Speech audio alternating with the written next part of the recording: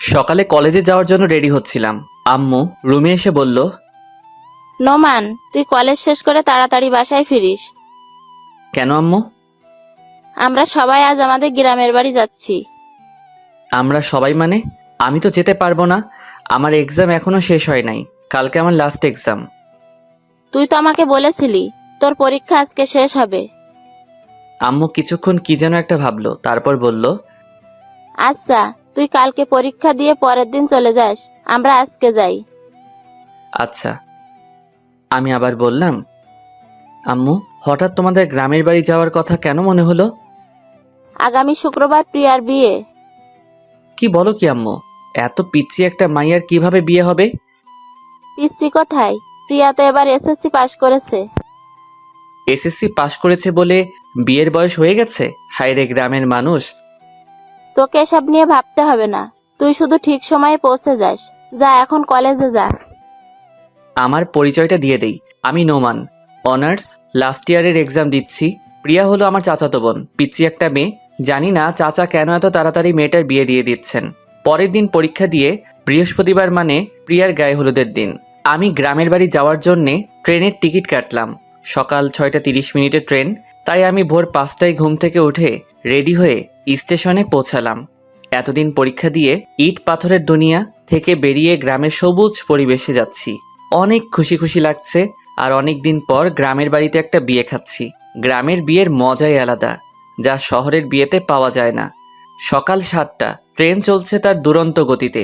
আমার কানের ইয়ারফোনটা বাজছে রোমান্টিক গান। দুপুর 12:30 এসে মেহেরপুর স্টেশনে পৌঁছালাম। যেহেতু চাচাদের বাসা স্টেশন থেকে বেশি দূরে না, তাই ভাবলাম রিক্সা দিয়েই যাই।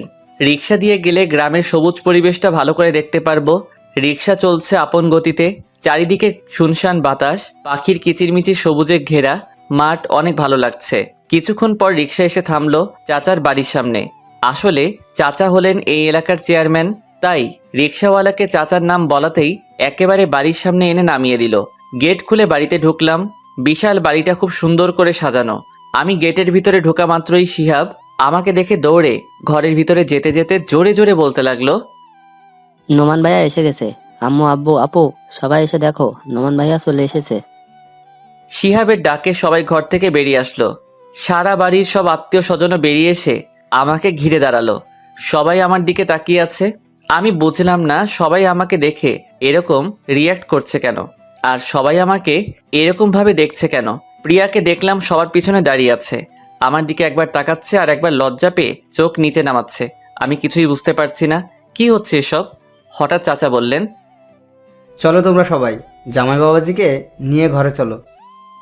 জামাই বাবাজি মানে? চাচা জামাই বাবাজি কাকে বলছে? আমি আমার পেছনে তাকালাম। না, আমার পেছনে তো কেউ নাই।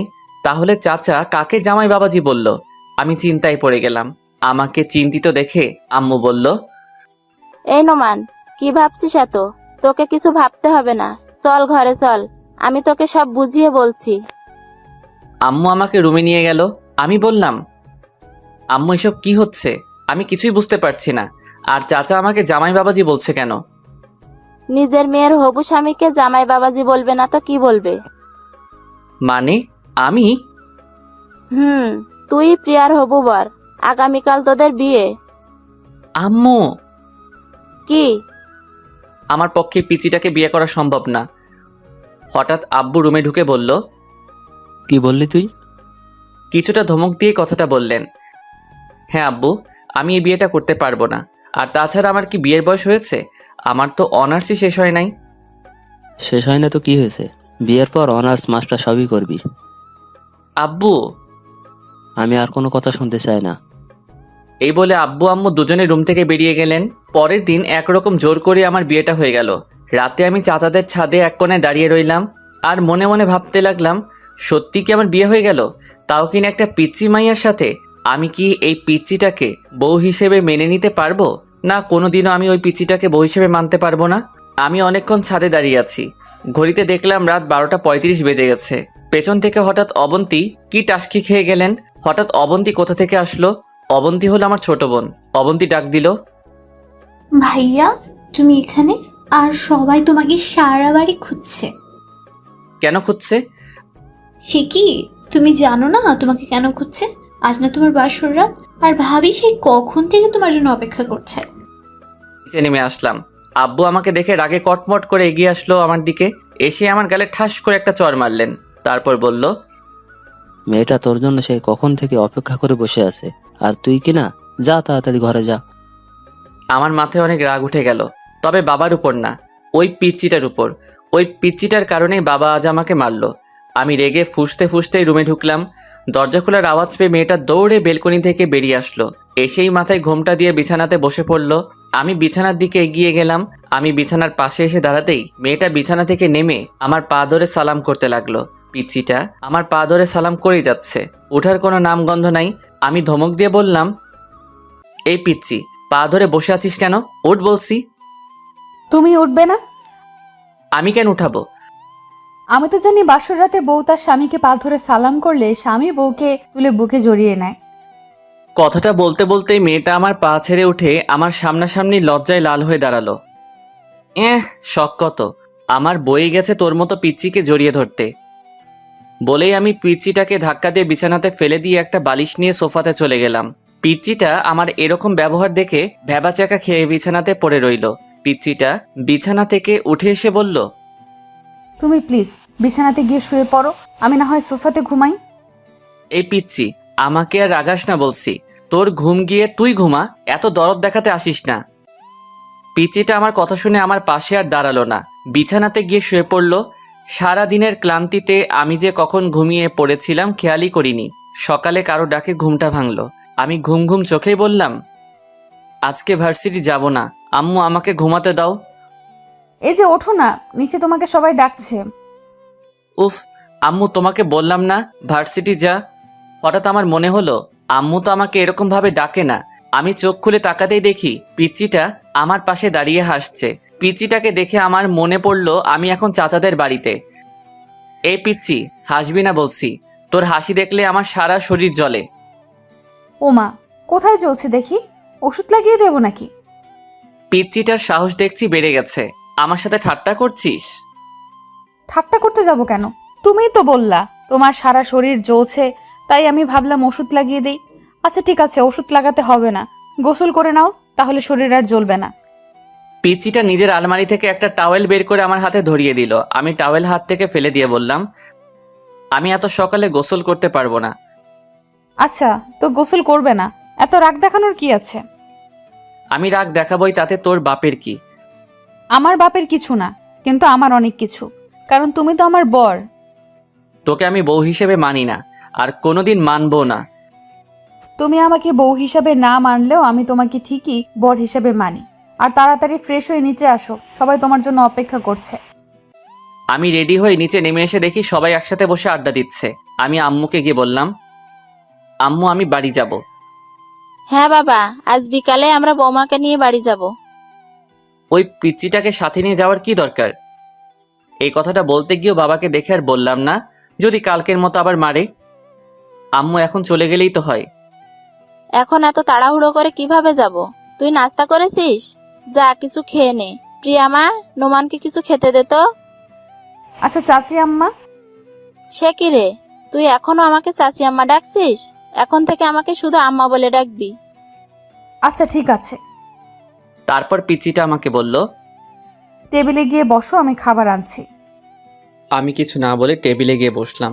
বিকালে বাড়িতে যাওয়ার জন্য রেডি হচ্ছিলাম, হঠাৎ পিচ্চি এসে আমার হাতে একটা পাঞ্জাবি ধরিয়ে দিয়ে বলল, আম্মু বলেছেন এটা পড়তে। আমি হাতে নিয়ে দেখি বিয়ের দিন যে পাঞ্জাবিটা পরেছিলাম সেই পাঞ্জাবি। এত ভারী পাঞ্জাবি আমি পরতে পারবো না, তুই পর। সব সময় শুধু না না করো কেন? আমি পিচ্চিটার ধমক শুনে কিছুটা ভয় পেয়ে গেলাম। এইটুকু পিচ্চির এত তেজ! আমি আর কিছু না বলে পাঞ্জাবিটা পরে নিলাম। যাওয়ার সময় পিচ্চিটা অনেক কান্না করলো। চাচা পিচ্চিটাকে আমার হাতে তুলে দিলেন আর বললেন, আমার মেয়েটাকে সুখে রেখো বাবা, কোনোদিন কষ্ট দিও না।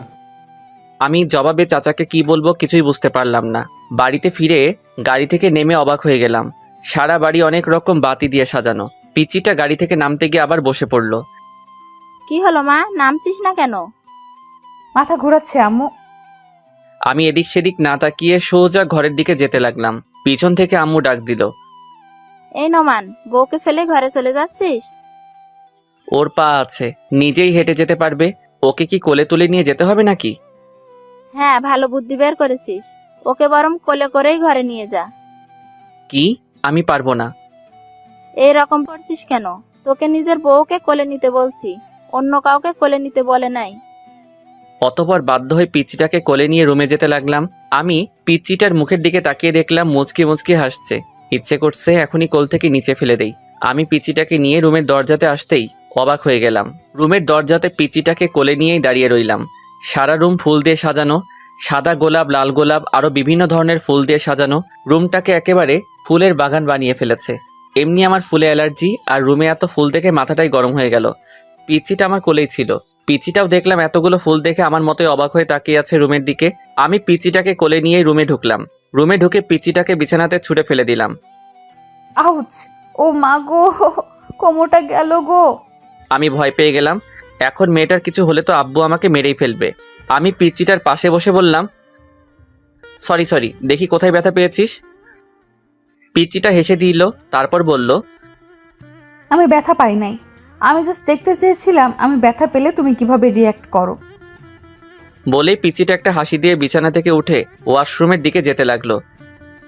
এই পিচি, তুই তো একটু আগে মাথা ব্যথার জন্য হাঁটতে পারছিলি না, এখন কিভাবে হাঁটছিস? তোমার কোলে ওঠার জন্য মাথা ব্যথার ভান করছিলাম। তুই তো একটা পিচ্চি শয়তাননি। পিচ্চিটা একটা হাসি দিয়ে ওয়াশরুমে ঢুকে গেল। আমি রুমে বসে বসে ভাবতে লাগলাম, না, পিচ্চিটার সাহস অনেক বেড়ে গেছে। আমাকে এমন কিছু করতে হবে যাতে পিচ্চিটা আমাকে ছেড়ে যেতে বাধ্য হয়। কিছুক্ষণ পর পিচ্চি একটা পাতলা 3 পিস পরে বেরিয়ে আসলো। আমাকে বলল, যাও এখন ভারী পাঞ্জাবিটা চেঞ্জ করে আসো। আমি আমার পাঞ্জাবি চেঞ্জ করব কি না করব সেটা আমার ব্যাপার। আমার সব ব্যাপারে তোকে এত নাক গলাতে হবে না। তুমি সব সময় এমন করো কেন? আমি এমন করবই, তাতে তোর কি? আমারই তো সব। ফ্রেশ হয়ে রুমে এসে দেখি পিচিটা রুমে নাই, হয়তো নিচে গেছে। আমি রেডি হয়ে নিচে চলে আসলাম। পিচিটা আম্মু আব্বু আর আমার বোন অবন্তীর সাথে হেসে হেসে কথা বলছে। পিচিটার কি সুন্দর নিষ্পাপ হাসি, কি মায়াভরা চোখ, একদম মায়াবতী। কেমন যেন ওর প্রতি আমার অনুভূতি কাজ করছিল। তারপর আমি এসব কি ভাবছি? আমি তো এইটুকু পিচিকে কোনোদিনও বউ হিসেবে মানতে পারবো না, তাহলে কেন আমি পিচিটার মায়ায় জড়াচ্ছি? কি রে, এখানে দাঁড়িয়ে কি ভাবছিস? তোর জন্য সেই কখন থেকে আমরা না খেয়ে বসে আছি। চল, রাতের খাবার খাবি, চল। সে কি আম্মু, তোমরা এখনো খাও নাই? না রে, আমরা অনেকবার প্রিয়াকে বলেছি চল আমরা খেয়ে নি। নোমান একটু রাত করেই খাবার খাই, কিন্তু পাগলি মেয়েটা কি বলে জানিস? বলে তুই খাবার খাওয়া না পর্যন্ত ও নাকি খেতে পারবে না। তাই আমরা ভাবলাম সবাই একসাথেই খাই। দেখছিস মেয়েটা এখন থেকেই কি রকম ভালোবাসে তোকে। লক্ষ্মী একটা মেয়ে। বলেই আম্মু পিচিটাকে বুকে জড়িয়ে নিলেন। পিচিটা লজ্জায় লাল হয়ে আম্মুর বুকে মাথা রাখলো। আমি বিড়বিড় করে বললাম, লক্ষ্মী না ছাই, শয়তানের হাড্ডি একটা। কি রে, বিড়বিড় করে কি বলছিস? আমার বউটা কি ভালো, আমার জন্য না খেয়ে বসে আছে, এটাই বলছিলাম। আচ্ছা চল, এখন সবাই খেয়ে নি, অনেক রাত হয়ে গেছে। আমি সবার আগে খাবার শেষ করে রুমে এসে একটা বই হাতে নিয়ে সোফাতে শুয়ে শুয়ে পড়তে লাগলাম। পিচ্চি রুমে ঢুকে ভিতর থেকে দরজা লাগিয়ে দিল। আমি বললাম, এই পিচ্চি, দরজা লক করছিস কেন? দরজা লক করবো না তো কি করব? আমি দরজা লক ছাড়াই ঘুমাই। এখন থেকে দরজা লক করেই ঘুমাতে হবে, কারণ এখন থেকে তো তুমি আর একা ঘুমাবে না, এখন থেকে তোমার বউও তোমার সাথে ঘুমাবে, তাই দরজা লক করেই ঘুমাতে হবে। আমি আর কিছু বললাম না। পিচ্চিটা সারা বিছানা ঘুরে ঘুরে দেখতে লাগলো। দেখেছো আমাদের কি ভাগ্য, আমরা দুইটা বাসর রাত পেলাম, কিন্তু বাসর রাতের আসল কাজটাই করতে পারলাম না। চলো না আমরা ফ্যামিলি প্ল্যানিং শুরু করে দেই। কথাগুলো বলতে বলতেই পিচ্চিটা পা ছড়িয়ে বিছানাতে মাথা নিচু করে বসে পড়ল। আমি সোফা থেকে উঠে আস্তে আস্তে প্রিয়ার দিকে এগোতে লাগলাম। পিচ্চি আমাকে আসতে দেখে নড়ে চড়ে ঠিক হলো আর লজ্জায় লাল হতে লাগলো। আমি একটু একটু করে পিচ্চিটার দিকে এগিয়ে যেতে লাগলাম। আমি পিচ্চিটার পাশে এসে দাঁড়ালাম। পিচ্চিটা এখনো মাথা নিচু করেই বসে আছে, জোরে জোরে নিঃশ্বাস ফেলছে। আমি হাঁটু মুড়ে পিচ্চিটার পাশে বসে পড়লাম। পিচ্চিটার হাত আমার হাতে শক্ত করে ধরলাম। পিচ্চিটা এবার লজ্জা মাখা চোখে আমার চোখের দিকে তাকালো। আমি বললাম, বোন, তুই আমার ছোট পিচ্চি বোন, তোর সাথে কি আমি এসব করতে পারি বল? প্রিয়া আমার কথা শুনে অবাক হয়ে আমার দিকে তাকালো, তারপর মুখটা মলিন করে বলল, ছি ছি, তুমি এসব কি বলছো? নিজের বউকে কেউ বোন বলে? দেখ প্রিয়া, তুই এখনো অনেক পিচ্চি, তোর এখনো বিয়ের বয়স হয় নাই। তুমি আমাকে যতটা পিচ্ছি ভাবছো আমি কিন্তু ততটাও পিচ্ছি না। বলেই প্রিয়া বিছানা থেকে উঠে দাঁড়ালো। আমি উঠলাম, আমি বললাম, তুই নিজেকে যতই বড় মনে করিস না কেন, তুই পিচ্ছিই থাকবি। না আমি পিচ্ছি না। হ্যাঁ তুই পিচ্ছি। আমি পিচ্ছি না। এইগুলো বলছে আর আমার দিকে এগিয়ে আসছে। আমি এক পা করে পিছিয়ে যাচ্ছি। আমি পিছাতে পিছাতে হঠাৎ পিছনে দেয়ালের সাথে আটকে গেলাম। এই পিচ্ছি, এই এই কি করছিস? আমাকে পিচ্ছি বলবে আর? এখন প্রিয়ার থেকে আমার শরীর 1 ইঞ্চি দূরত্বে। পিচ্চিটার ঠোঁট আমার ঠোঁটের একদম কাছে নিয়ে আসলো। পিচ্চিটার নিঃশ্বাস আমার মুখের উপর পড়ছে। পিচ্চিটা নিজের ঠোঁট আমার এতই কাছে নিয়ে এলো যে বুঝতেই পারছি না কোনটা ওর নিঃশ্বাস আর কোনটা আমার নিঃশ্বাস। আমি পিচ্চিটাকে কিছু বলতে যাব, তখনই খপ করে নিজের ঠোঁট আমার ঠোঁটে লাগিয়ে দিল। আমি মুখে কোনো শব্দ করতে পারছি না, শুধু মুখ দিয়ে শব্দ বের হয়ে আসছে। কিছুক্ষণ পর পিচ্চিটা নিজের ঠোঁট সরিয়ে আমার নিজের কপাল লাগিয়ে জোরে জোরে হাঁপাতে লাগলো। আমি পিচ্চিটাকে ধাক্কা দিয়ে নিজের থেকে সরিয়ে নিলাম। হাত দিয়ে ঠোঁট মুছতে মুছতে বললাম, এই পিচ্চি শয়তান্নি, তুই এটা কি করলি? আমি যে পিচ্ছি না সেটার প্রমাণ দিলাম। সর। ধাক্কা দিয়ে সরিয়ে বাথরুমে যেতে লাগলাম। অনেকক্ষণ ধরে বাথরুমে বসে বসে মোবাইল টিপছিলাম। পিচ্চিটার সামনে যেতে ইচ্ছেই করছে না। অনেক রাগ হচ্ছে পিচ্চিটার উপর। এইটুকু পিচ্চি একটা আমাকে কিস করছে, এটা ভাবতেই সারা শরীর জ্বলছে। আব্বুর ভয়ে পিচ্চিটাকে কিছু বলতেও পারছি না। বাথরুমের বাইরে থেকে পিচ্চিটার ডাক শুনলাম। এই যে এতক্ষণ ধরে বাথরুমে কি করছো? বেরিয়ে আসছো না কেন? বাথরুমেই ঘুমিয়ে পড়লে নাকি? আমি কোনো উত্তর না দিয়ে মোবাইল টিপছি। কিছুক্ষণ থেমে পিচ্চিটা আবার ডাকতে লাগলো। এই যে শুনছো, বেরিয়ে আসো না প্লিজ, আমার একা একা ভয় লাগছে। আমি মনে মনে বললাম, তোর ভয় লাগছে তো আমি কি করব? কোলে নিয়ে নাচবো নাকি? পিচ্চি শয়তান নিয়ে একটা। এবার পিচ্চিটা বাথরুমের দরজাটা জোরে ধাক্কা দিতে লাগলো। দরজা খুলছো না কেন? প্লিজ দরজাটা খোলো। এবার পিচ্চিটা নিজেকেই প্রশ্ন করলো, ওর কিছু হলো না তো? কি হলো? দরজা খুলছো না কেন? কান্না করছে আর জোরে জোরে বাথরুমের দরজাটাকে ঠেলছে। ওর চিৎকারের শব্দে মনে মনে ভাবলাম, এবার আমার বেরিয়ে আসা দরকার, না হলে পিচ্চিটার কান্না শুনে আব্বু আম্মু চলে আসবেন। আমি দরজা খুলে বাইরে বেরিয়ে আসলাম। আমাকে দেখে পিচ্চিটা আমাকে শক্ত করে জড়িয়ে ধরলো আর বলতে লাগলো, তুমি ঠিক আছো তো? তোমার কিছু হয় নাই তো? এতক্ষণ দরজা আটকিয়ে কি করছিলে? জানো আমি কতটা ভয় পেয়ে গেছিলাম। একের পর এক প্রশ্ন করেই যাচ্ছে। আমি পিচ্চিটাকে নিজের থেকে ছাড়িয়ে বললাম, সত্যি তুই একটা পিচ্চি। বলেই পিচ্চিটাকে পাশ কাটিয়ে বিছানা থেকে একটা বালিশ নিয়ে সোফাতে চলে গেলাম। পিচ্চিটা আমার পিছে পিছে আসলো। আমি সোফাতে বালিশ রেখে ঘুমাতে যাব, তখনই পিচ্চিটা আমাকে বলল, তুমি সোফাতে ঘুমাবে না, আমার সাথে বিছানাতে ঘুমাবে। আমি তোর সাথে ঘুমাতে পারবো না। তোমাকে আমার সাথেই ঘুমাতে হবে, না হলে কিন্তু। না ঘুমালে কি করবি? হ্যাঁ, ওর মুখোমুখি হয়ে কথাটা বললাম। আমার সাথে না ঘুমালে শ্বশুর আব্বাকে ডাক দেবো আর বলবো তুমি আমাকে মারছো। কি বললি? আমি তোকে মারছি? তুমি আমাকে মারো নাই সেটা শুধু আমি আর তুমি জানি, আব্বু তো আর জানে না। তুই আমাকে ব্ল্যাকমেল করছিস? আমার প্রশ্নের উত্তর না দিয়ে উল্টো আমাকে প্রশ্ন করলো। তুমি বলো আমার সাথে ঘুমাবে নাকি আমি আব্বুকে ডাক দিব? তোর মতো পিচ্চি শয়তানির সাথে আমি ঘুমাতে পারবো না। ওকে, তাহলে আমি আব্বুকে ডাক দেই। আব্বু। আমি ওর মুখ চেপে ধরে বললাম, এই কি করছিস? আমি ঘুমাবো, তোর সাথেই ঘুমাবো। প্লিজ আব্বুকে ডাক দিস না, পিচ্চি শয়তান নিয়ে একটা। শেষ পর্যন্ত পিচ্চিটাকে নিয়ে বিছানাতে ঘুমাতে গেলাম। ওর বালিশটা ঠেলে এক পাশে দিলাম, আমার বালিশটা টেনে অন্য পাশে আনলাম। আমাদের মাঝখানে বড় গ্যাপ রাখলাম। লাইট নিভিয়ে বালিশে মাথা রাখলাম। হুট করে পিচ্চিটা নিজের বালিশ ছেড়ে আমার বালিশে চলে আসলো। সোজা আমার বুকে মাথা রেখে 2 হাত দিয়ে আমাকে জড়িয়ে ধরলো। আমি সাথে সাথে ওকে আমার থেকে ছাড়িয়ে নিলাম। এই পিচ্চি, কি করছিস? তোর বালিশে গিয়ে ঘুমা। না, তোমার বুকেই ঘুমাবো। তোর বালিশে গিয়ে ঘুমা বলছি।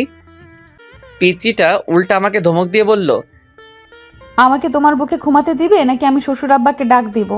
আব্বু। আমি আবার পিচ্চিটার মুখ চেপে ধরে বললাম, এই পিচ্চি শয়তান্নি, কথায় কথায় আব্বুকে ডাক দিস কেন? অতবার বাধ্য হয়ে পিচ্চিটাকে বুকে নিয়ে ঘুমালাম।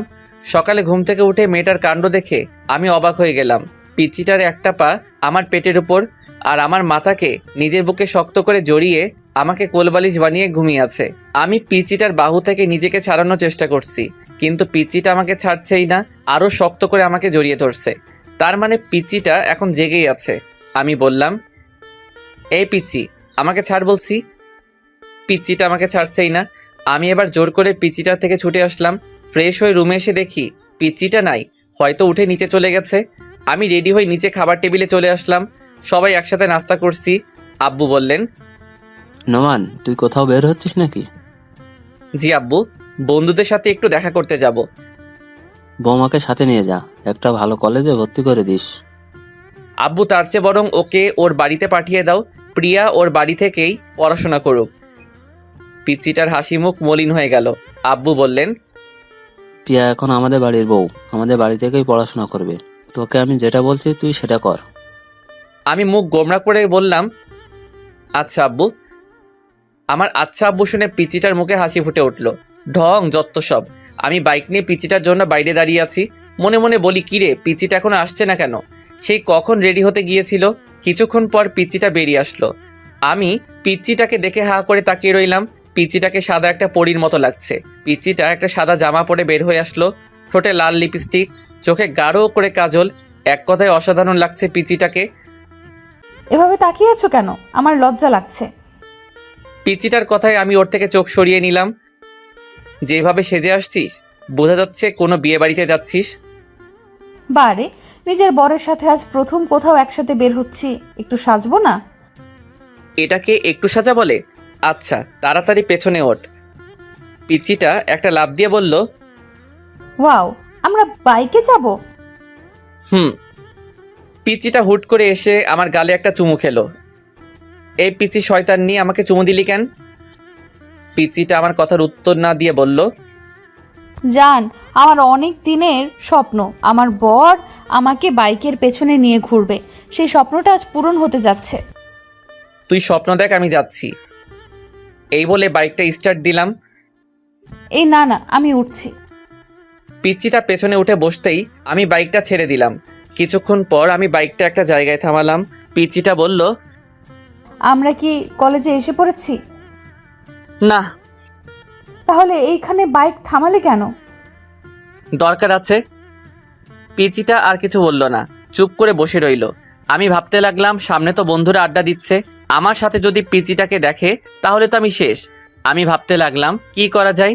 হ্যাঁ, বুদ্ধি পেয়েছি। আমি পিচিটাকে বললাম, এই পিচি, আমাকে শক্ত করে জড়িয়ে ধর। পিচিটা খুশি হয়ে আমাকে শক্ত করে ধরলো। আমি বাইকটা স্টার্ট দিলাম। আস্তে আস্তে বাইকের স্পিড অনেকটা বাড়িয়ে দিলাম। পিচিটা ভয় পেয়ে আরো শক্ত করে জড়িয়ে ধরছে আর আমাকে কি যেন বলছে। বাতাসের শ শ শ আওয়াজে পিচিটার কথা আমি ভালো করে শুনতে পারছি না। আমাদের আড্ডার জায়গা ফেলে আসতেই আমি বাইকের স্পিড কমিয়ে দিলাম। তারপর একটা কলেজের সামনে এসে বাইক থামালাম। পিচিটা বাইক থেকে নেমে কান্না করে দিল। হ্যাঁ, এই পিচি, কি হলো? কি কান্না করছিস কেন? তুমি এত স্পিডে বাইক চালিয়ে আসলে কেন? আমি কত ভয় পেয়ে গেছিলাম। হ্যাঁ। সত্যি তুই একটা পিচ্চি। কান্না থামা বলছি, সবাই দেখছে। এভাবে রাস্তায় কান্না করছিস, মানুষ কি ভাববে? পিচ্চিটা কেঁদেই চলছে। এই পিচ্চি, কান্না থামা বলছি, না হলে কিন্তু। এবার আরো জোরে জোরে কান্না করতে লাগলো। আমি বাড়িতে গিয়ে শ্বশুর আব্বাকে সব বলবো। তুমি আমাকে মারছো, অনেক স্পিডে বাইক চালিয়েছো। এই মেয়ে, আমি তোকে কখন মারলাম? এটা তো ডাহা মিথ্যা কথা।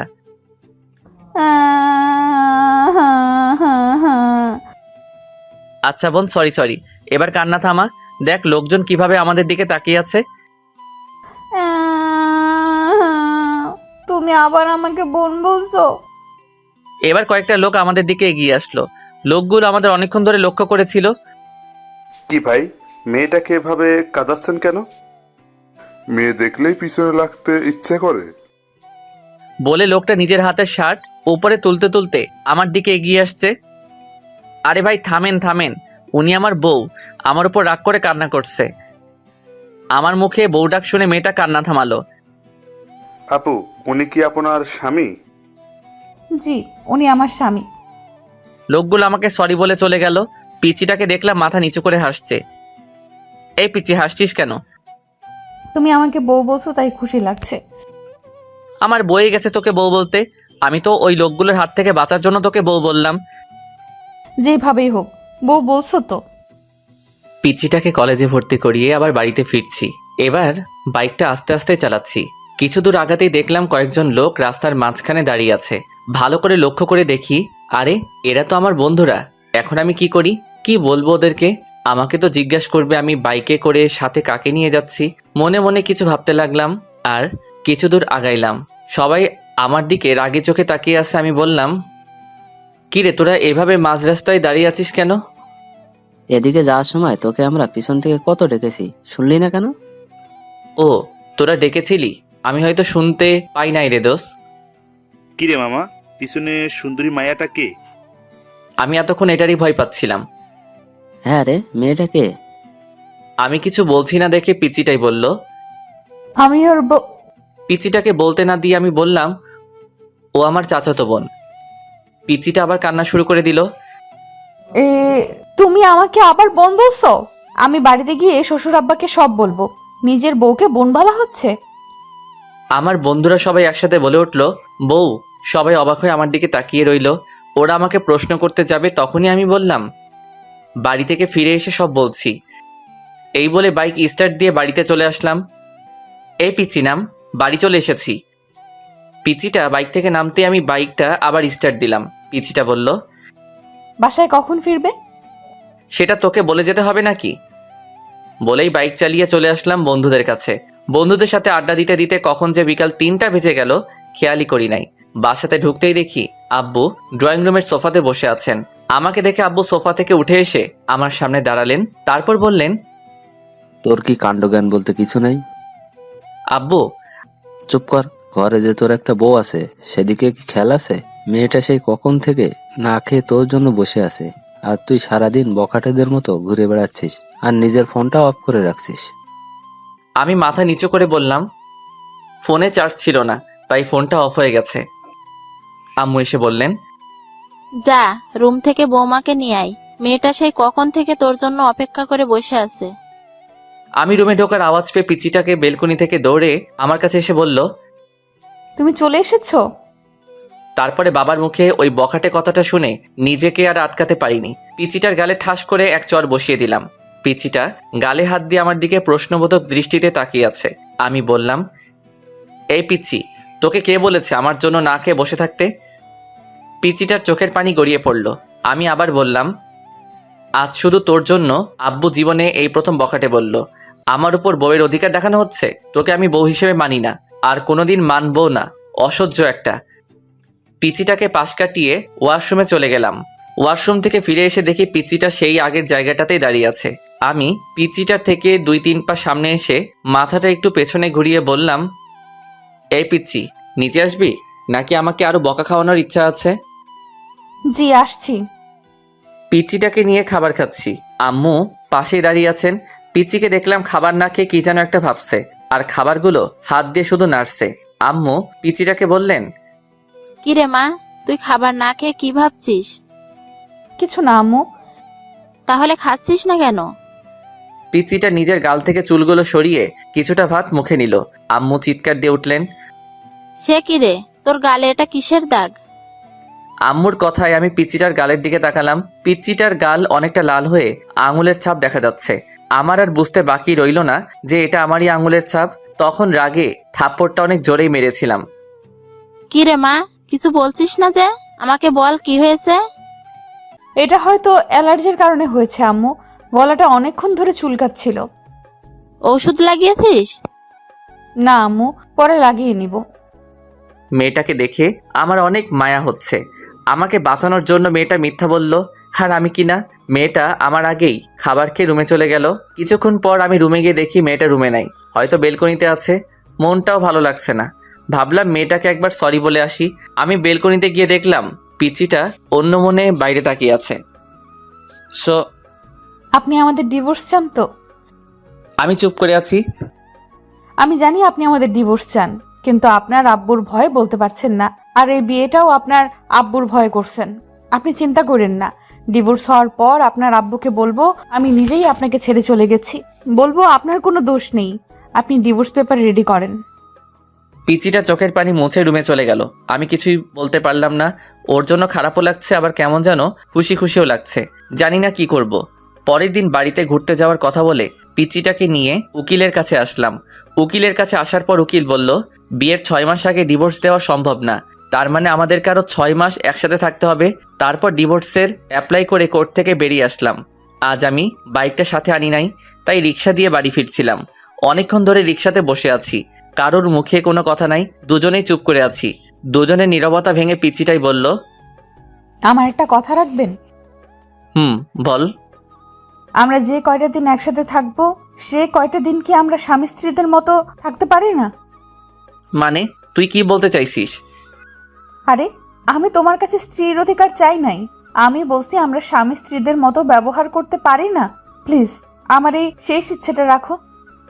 পিচিটা প্রায় কেঁদেই দিল। আচ্ছা ঠিক আছে। সত্যি? পিচিটা আমার হাত হালকা জড়িয়ে ধরে বলল। Thank you. তারপরে আমরা বাড়িতে রওনা দিলাম। একটা রিক্সা নিলাম।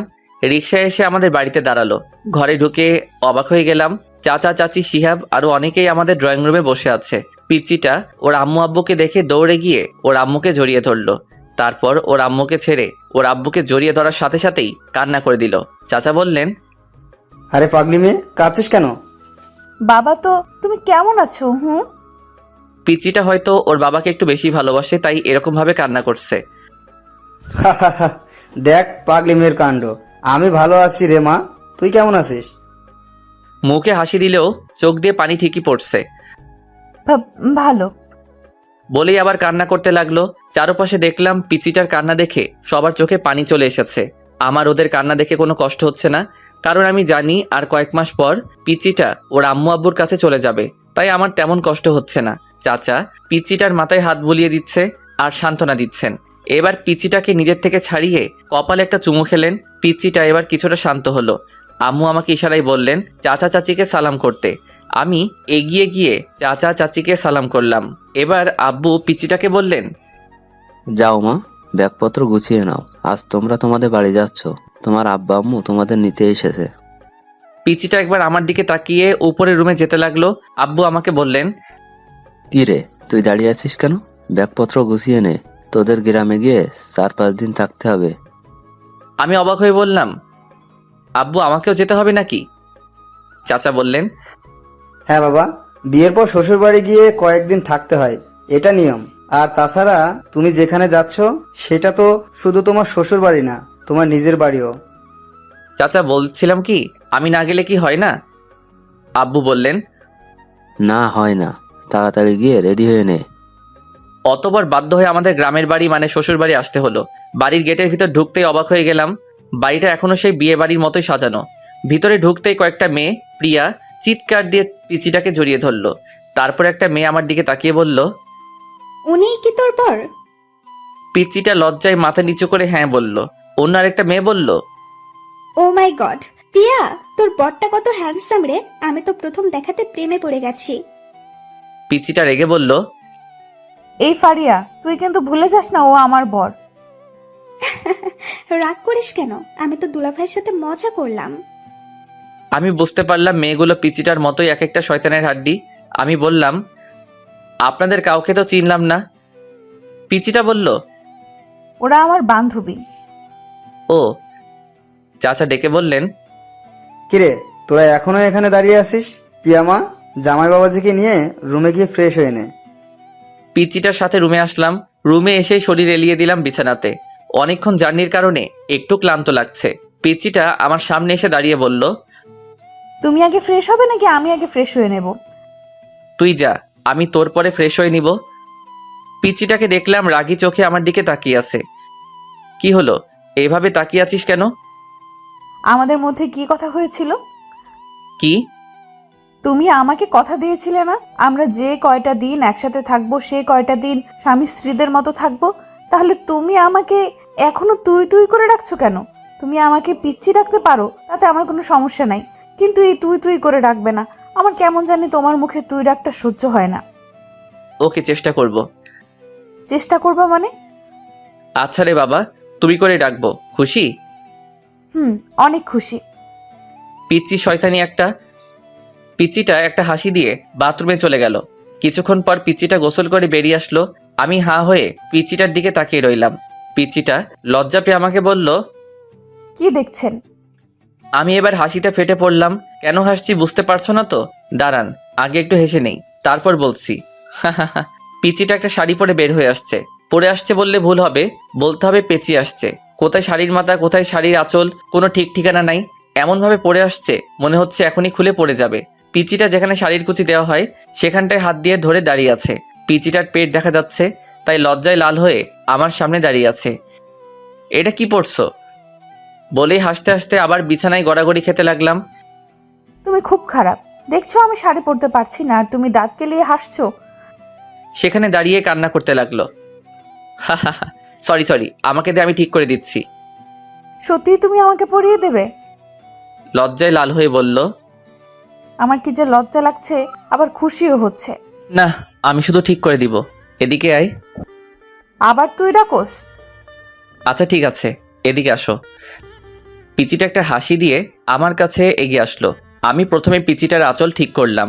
পিচিটার শরীরে আমার হাত লাগতেই পিচিটা কেঁপে উঠল। তারপর পেটের নাভিসহ কিছুটা অংশ বেরিয়ে এসেছিল, সেই জায়গায় শাড়ি দিয়ে ঢাকতে গিয়ে আমার হাত লেগে গেল ওর পেটে। পিচিটা ছিটকে আমার থেকে সরে পিছিয়ে গেল। আমি বললাম, কি হলো, এভাবে পিছিয়ে গেলে কেন? কিছু না। বলেই পিচিটা আবার আমার দিকে এগিয়ে আসলো। এবার আমি পিচিটা যে জায়গায় হাত দিয়ে ধরে রেখেছিল সেটা ওর হাত থেকে নিলাম। আমি ওর হাত থেকে নিয়ে শাড়িটা কুচি দিতে লাগলাম। কুচি দিয়ে যেই ওর নাভির নিচে গুছতে যাব তখনই পিচিটা আমার হাত ধরে ফেললো। এটা আমাকে দাও, আমি পারবো। আমি আর কিছু না বলে ওর হাতে কুচিটা ধরিয়ে দিলাম। পিচিটা কুচি হাতে নিয়ে বাথরুমে ঢুকে গেল। কিছুক্ষণ পর পিচিটা বাথরুম থেকে শাড়িটা ঠিক করে বেরিয়ে আসলো। পিচিটার চোখ দুটো লাল হয়ে অনেক ফুলে আছে। সরি, তোমার চোখ মুখ এরকম লাগছে কেন? তুমি কি কান্না করছিলে নাকি? কি বলো কি? আমি কান্না করতে যাব কেন? ও আচ্ছা, এতক্ষণ পিচিটাকে আমি ভালো করে খেয়াল করি নাই। এখন চোখ পড়তে আমি হাঁ করে তাকিয়ে রইলাম। পিচিটাকে শাড়িতে এত সুন্দর মানিয়েছে যে আমি লিখে বোঝাতে পারবো না। কালো শাড়ির কালো চুলগুলো ছেড়ে আসছে পিচিটা, একদম মায়াবতী লাগছে পিচিটাকে। পিচিটা আমার তাকানো দেখে লজ্জা পেল। কি দেখছো? এই কথা বলতে গিয়েও কিছু একটা ভেবে আটকে গেলাম। নিজেই নিজেকে বলতে লাগলাম, আমি এসব কি ভাবছি? ও তো একটা পিচ্চি মেয়ে, ও তো আমার চাচাতো বোন। আমি তো কোনো দিনও ওকে বউ হিসেবে মেনে নিতে পারবো না। তাহলে কেন আমি ওর দিকে এরকমভাবে তাকিয়ে আছি? পিচিটা আবার বলল, কি হলো, কি ভাবছো? কিছু না। বলে আমি বাথরুমে ঢুকে গেলাম। তারপর অনেকক্ষণ গোসল করলাম। গোসল শেষে মনে হলো, শিট, আমি তো টাওয়েল সাথে আনি নাই। পরনে যে কাপড়গুলো নিয়ে বাথরুমে ঢুকেছিলাম সেগুলোও ভিজিয়ে ফেলেছি। এখন আমি বাথরুম থেকে বের হই কিভাবে? বাথরুমের দরজাটা কিছুটা ফাঁক করে দেখলাম পিচিটা কোথায় আছে। পিচিটাকে দেখলাম আয়নাতে চুল আঁচড়াচ্ছে। আমি শুধু মুখটা বের করে বললাম, এই মেয়ে। হঠাৎ আমার আওয়াজে পিচিটা চমকে উঠল। কে? পিচিটা ভয়ে ভয়ে রুমের চারদিকে তাকিয়ে খুঁজতে লাগলো। এই পিচ্চি, আমি। বাথরুমের দরজাতে দেখো। পিচিটা আমাকে দেখে নিজের বুকে থুতু দিল। ও তুমি? আমি তো ভয় পেয়ে গেছিলাম। তুমি সত্যিই পিচ্চি, একটুতেই ভয় পেয়ে যাও। তুমি এভাবে দরজাতে মুখ করে দাঁড়িয়ে আছো কেন? আমি এবার অসহায় হয়ে বললাম, আমার টাওয়েলটা দাও না প্লিজ। পিচিটা একটা হাসি দিয়ে ব্যাগ থেকে টাওয়েল বের করে আমার হাতে এনে দিল। থ্যাংক ইউ বলেই ঠাস করে দরজাটা লাগিয়ে দিলাম। তারপর আরও 3 দিন এই বাড়িতে থেকে আমাদের বাড়িতে চলে আসলাম। বাড়িতে আসার পরের দিন থেকেই পিচিটা কলেজে যেতে শুরু করলো। পিচিটাকে প্রতিদিন সকালে ওর কলেজে দিয়ে আমি আমার ভার্সিটি চলে যাই, আবার আসার সময় সাথে করে বাড়িতে নিয়ে আসি। এখন পিচিটার সাথে স্বাভাবিকভাবেই কথাবার্তা বলি। আজকে সকালে একটু বেশি ঘুম পাচ্ছে। পিচিটা সেই কখন থেকে আমাকে ডাকছে, কিন্তু আমি ঘুমে চোখই খুলতে পারছি না। পিচিটা অনেকক্ষণ ধরে আমাকে ডাকতে ডাকতে হাঁপিয়ে গেল। এবার পিচিটা রেগে বলল, তুমি উঠবে নাকি আমি আব্বুকে ডেকে নিয়ে আসবো? বলেই পিচিটা রুম থেকে বেরিয়ে যেতে লাগলো। আমি আব্বুর কথা শুনে ঘুম ঘুম চোখেই পিচ্চিটাকে ডাক দিলাম, এই পিচ্চি শয়তান্নি, দাঁড়াও, আমি উঠছি, আব্বুকে ডাকতে হবে না। অনেক কষ্ট করে ঘুম থেকে উঠে ফ্রেশ হতে গেলাম। ফ্রেশ হয়ে এসে রেডি হয়ে নিচে এসে দেখি পিচিটা আগে থেকেই রেডি হয়ে বসে আছে। আমি হালকা কিছু নাস্তা করে পিচিটাকে নিয়ে বাড়ি থেকে বের হলাম। আমি বাইকে বসে পিচিটাকে বললাম বাইকে উঠে বসতে, কিন্তু পিচিটা উঠছে না, আমার দিকে তাকিয়ে আছে। কি হলো, এইভাবে তাকিয়ে আছো কেন? দেরি হয়ে যাচ্ছে তো। তুমি এত সুন্দর কেন? বলেই আমার চুলগুলো এলোমেলো করে দিল। চোখ থেকে সানগ্লাসটা নিয়ে নিজের ব্যাগের ভিতর ঢুকিয়ে নিল। এই পিচ্ছি, আজকে তোমার কি হয়েছে? এসব কি করছো? দাও আমার গ্লাসটা দাও। না, দিব না। তোমাকে এত স্মার্ট হয়ে থাকতে হবে না। কলেজের কয়েকটা নির্লজ্জ মেয়ে তোমার দিকে কিরকম হাঁ করে তাকিয়ে থাকে সেটা আমার সহ্য হয় না। ও তাই নাকি? আচ্ছা ঠিক আছে, এখন তাড়াতাড়ি ওঠো, দেরি হয়ে যাচ্ছে। বাইকে উঠতে উঠতে বলল, কি ঠিক আছে? কিছু না, এত কথা বলো কেন? বাইক স্টার্ট দিয়ে এক টানে পিচ্চিটার কলেজে চলে আসলাম। পিচ্চিটা বাইক থেকে নামার পর আমি বললাম, এই পিচ্চি শোনো, কি? কলেজ শেষ হওয়ার পর একটু সামনে এগিয়ে গেলেই আমাকে পাবে। তুমি একটু হেঁটে চলে এসো প্লিজ, আমার কিছু কাজ আছে, আমি আবার ঘুরে এদিকে আসতে পারবো না। আচ্ছা। পিচিটা কলেজের গেটের ভিতর ঢুকে গেল। আমি বাইক স্টার্ট দিয়ে কিছু জায়গা এগিয়ে দেখি সায়ান মুখটা মলিন করে বসে আছে, আর আবির, রিহান, রাকিব সায়ানকে সান্ত্বনা দিচ্ছে। আমি সায়ানের কাছে যেতে যেতে বললাম, কিরে মজনু, তোর লাইলি এখনো আসে নাই? আমি কাছে যেতেই সায়ান আমাকে জড়িয়ে ধরে কান্না করতে লাগলো। প্লিজ বন্ধু, তুই কিছু একটা কর, আমি জুনিয়াকে ছাড়া বাঁচবো না। জুনিয়া হলো সায়ানের গার্লফ্রেন্ড। 3 বছর ধরে ওদের রিলেশন। দুজন দুজনকে অনেক ভালোবাসে। কিছুদিন পর জুনিয়ার বিয়ে, কিন্তু জুনিয়া না পারছে ফ্যামিলি ছেড়ে সায়ানের কাছে চলে আসতে, না পারছে সায়ানকে ছাড়া অন্য কাউকে বিয়ে করতে। আজ জুনিয়া সায়ানের সাথে লাস্ট দেখা করতে আসছে। লাস্ট দেখা করবে সেই কথা শুনেই রাতে সায়ান আমাকে ফোন করে জানিয়ে দিয়েছিল। অনেকক্ষণ অপেক্ষার পর জুনিয়া আসলো। আমাদের সবাইকে দেখে কিছুটা অবাক হলো। আমি বললাম, জুনিয়া এদিকে আসো। আমি জুনিয়াকে ওদের থেকে কিছু দূরে নিয়ে গেলাম। আমি বললাম, জুনিয়া সত্যি করে বলো তো, তুমি কি সায়ানকে ছাড়া অন্য কারোর সাথে থাকতে পারবে? ওকে ছাড়া থাকতে পারবো না বলে তো মরার রাস্তা বেছে নিয়েছি। তুমি কি মনে করেছো তুমি মরে গেলে সায়ান বেঁচে থাকতে পারবে? এবার মেয়েটা কান্না করতে লাগলো। তো আমি কি করব বলেন ভাইয়া? পালিয়ে যাও। কিন্তু আমার ফ্যামিলি। দেখো জুনিয়া, তোমরা পালিয়ে গিয়ে বিয়ে করার পর যখন তোমার কোলে ছোট্ট আরেকটা জীবন আসবে, তখন তোমার ফ্যামিলি ওই বাচ্চাটার দিকে তাকিয়ে সব মান অভিমান ভুলতে বাধ্য হবে। কিন্তু জুনিয়াকে ওর কথাটা বলতে না দিয়ে পিচ্চিটা এসে বলল। এই যে আমি চলে এসেছি। তারপর জুনিয়ার দিকে তাকিয়ে বলল, ওই মেয়েটা কে? বলছি তুমি ওদের কাছে গিয়ে বসো, আমি ওর সাথে কিছু ইম্পর্টেন্ট কথা বলে আসছি। মেয়েটার সাথে তোমার কিসের ইম্পর্টেন্ট কথা? নির্লজ্জ মেয়েগুলো শুধু সারা দিন তোমার পিছে পিছে লেগে থাকে। কথাগুলো বলতে বলতে আমার হাত ধরে টেনে নিয়ে যেতে লাগলো। আমার রাগ উঠে গেল অনেক। এক ঝটকায় পিচিটার হাত থেকে আমার হাত ছাড়িয়ে গালে ঠাস করে একটা চড় বসিয়ে দিলাম। পিচিটা গালে হাত দিয়ে দাঁড়িয়ে আছে। এই পিচি, তুই জানিস এই মেয়েটা কে? জানি তো, মেয়েটা তোমার গার্লফ্রেন্ড। এবার অন্য গালে ঠাস করে আরেকটা চড় মারলাম। পিচিটা 2 গালে 2 হাত দিয়ে জোরে জোরে কান্না করতে লাগলো। এ আ কান্না থামা বলছি, না হলে আরেকটা দিব। তুমি খুব খারাপ। আমি আব্বুকে গিয়ে সব বলবো, আর এও বলবো যে তোমার গার্লফ্রেন্ড আছে। এবার পিচিটার কথা শুনে আমার নিজেরই কান্না চলে আসছে। বোন রে, তুই কিছু না বোঝার আগে কেন বাচ্চাদের মতো পাগলামি করিস? বাচ্চাদের মতো কি, তুই তো বাচ্চাই। ও আমার গার্লফ্রেন্ড না, সায়নের গার্লফ্রেন্ড। আমি এখানে 2টা জীবন বাঁচানোর চেষ্টা করছি, আর তুই ঢং ঢং শুরু করছিস। এবার পিচিটা সবকিছু বুঝতে পেরে কান্না থামিয়ে চোখের পানি মুছে একটা হাসি দিয়ে আমাকে বলল, সরি। এবার পিচিটার কাণ্ড দেখে আমারই হাসি চলে এলো। একটু আগে কি কান্নাটাই না করলো, আর এখন আসছে। পিচ্ছি একটা। এতক্ষণ জুনিয়া আমাদের দিকে তাকিয়েছিল। জুনিয়া আমাদের দিকে তাকিয়ে হাসছে। আমি বললাম, তো কি সিদ্ধান্ত নিলে জুনিয়া? আমি পালিয়ে যেতে প্রস্তুত ভাইয়া। তারপর ওই দিনই সায়ান আর জুনিয়া চট্টগ্রাম পালিয়ে যায়। কয়েক মাস পর, আর মাত্র 7 দিন বাকি আমার আর পিচ্চিটার ডিভোর্স পেপার আসতে। পিচ্চিটা আমার সাথে এমন ব্যবহার করে বোঝাই যায় না। যে আর মাত্র কয়েকদিন পর ওর সাথেই আমার ডিভোর্স হবে। আজ আমার ফ্রেন্ড রিহানের বার্থডে। রাতে পিচ্চিটাকে বললাম, এই পিচ্চি, আমার জন্য অপেক্ষা কইরো না, রাতে বাসায় ফিরতে আমার দেরি হবে। কেন দেরি হবে কেন? আজ আমার ফ্রেন্ড রিহানের বার্থডে। ও আচ্ছা। মুখে বলতে হচ্ছে, কিন্তু আমি জানি পিচিটা ঠিকই আমার জন্য না খেয়ে বসে থাকবে। রিহানের বার্থডে পার্টিটা শুধু আমাদের 3 জনকে নিয়েই হচ্ছে। আমি, রাকিব আর আবির কেক কাটা শেষে রিহানকে নিয়ে কয়েকটা সেলফি তুলে ফেসবুকে আপলোড দিলাম। তারপর কিছু খাবার খেয়ে আমি ওদের থেকে বিদায় নিয়ে চলে আসছিলাম। তখনই আমাকে রিহান আটকাচ্ছিল। কিরে, কোথায় যাচ্ছিস? আসল পার্টিটাই তো হলো না। বলে একটা ব্যাগ থেকে 3টা বোতল বের করলো। কিরে, এসব কিসের বোতল? এইগুলা মদের বোতল?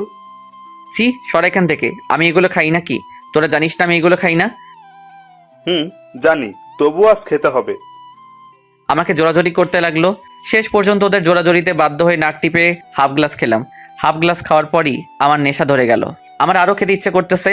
আমার পাশে এক বোতল রাখা ছিল, বোতলটার মুখ খুলে ঠক ঠক করে বোতলের অর্ধেক শেষ করতেই আবির আমার হাত থেকে বোতলটা কেড়ে নিল। এই নিয়ান, কি করছিস? আবিরও আমার মতো এসব খায় না। রাকিব আর রিহান অনেক জোরাজোরির পরেও আবির খায় নাই। চল বাড়ি যাবি। আবির আমাকে বাইকে করে বাড়িতে নিয়ে আসলো। আমাকে বাসার সামনে পৌঁছে দিয়ে আবির চলে গেল। আমার কাছে ঘরের দ্বিতীয় চাবি ছিল, সেটা দিয়ে আমি ঢুকলাম। মাথা ঘুরছে, হাঁটতে পারছি না, কষ্ট করে রুমে আসলাম। দরজা ধাক্কা দিতেই খুলে গেল। পিচিটা বিছানাতেই বসা ছিল, আমাকে দেখে উঠে এসে বলল, এতক্ষণে আসলে? আমি কিছু বললাম না। পিচিটার দিকে ঘোর লাগা চোখে তাকিয়ে রইলাম। আজ পিচিটাকে দেখে আমার ভিতরে কী রকম জানি একটা উত্তেজনা ফিল করছি। আমি পিচিটাকে বললাম, এই তুই আমার বউ না? আয় আয়, আমার কাছে আয়।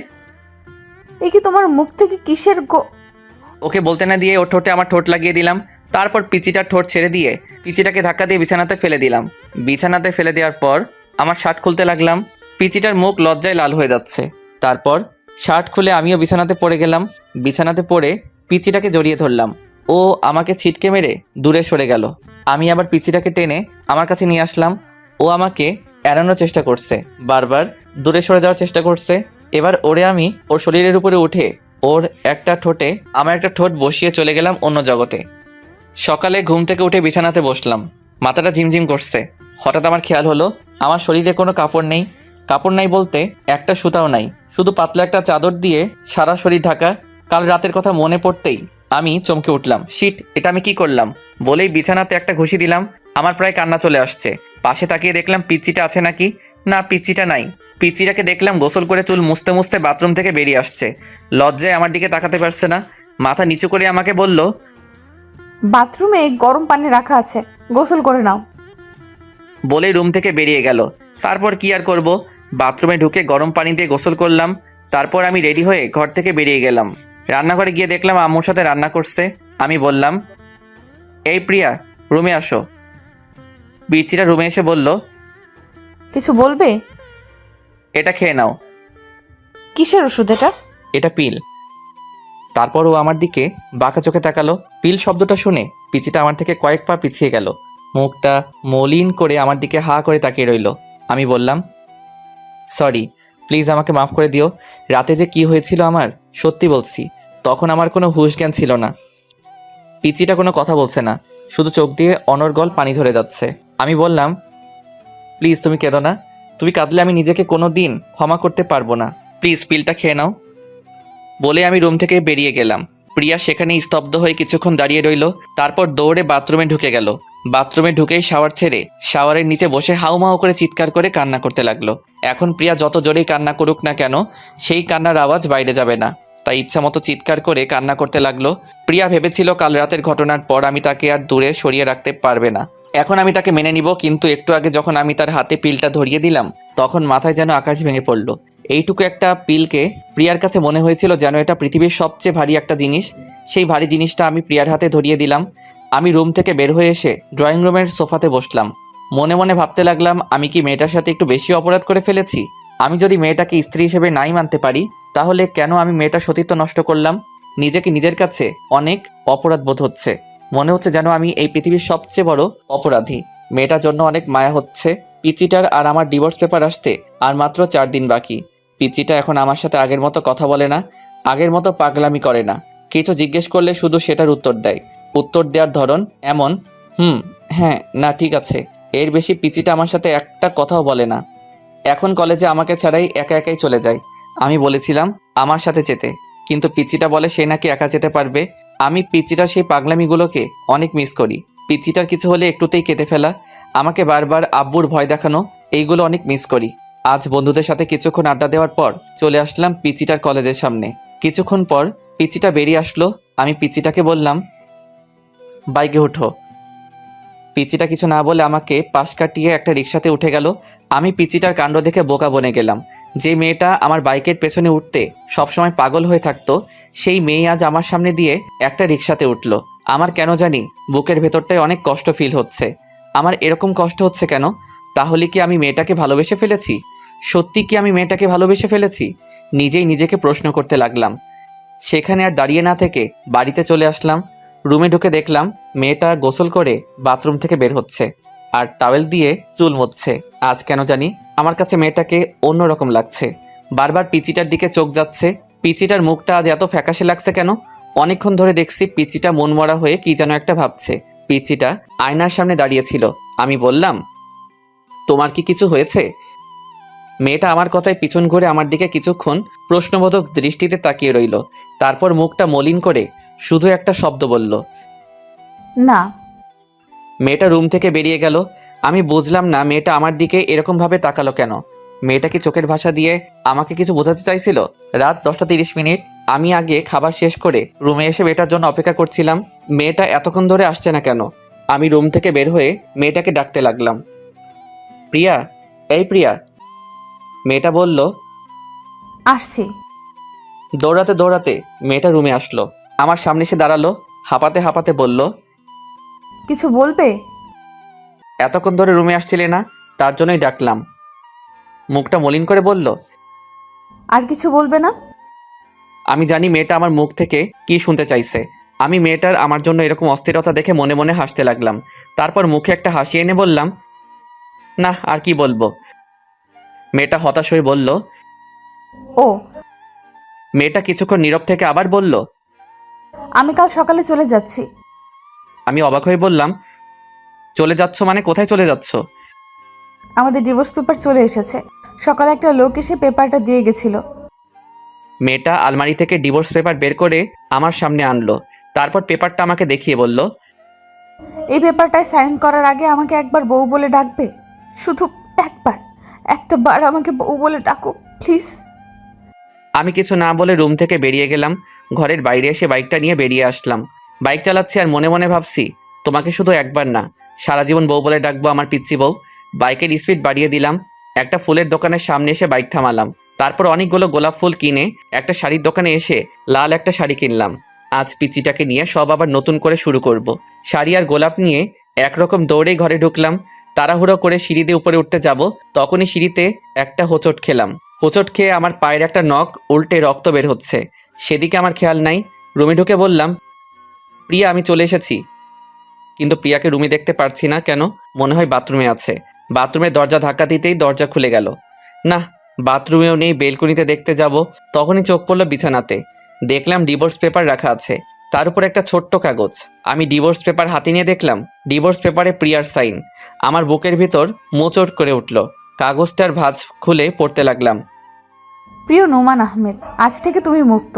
আজ থেকে তোমাকে আর কোনো পিচ্চির জ্বালা সহ্য করতে হবে না। চলে যাচ্ছি সব ছেড়ে। কোথায় যাচ্ছি আমি নিজেও জানি না। তুমি হয়তো ভাবছিলে যে আমি আমাদের বাড়িতেই যাব। না, আমি যে ওই বাড়িতে যেতে পারবো না।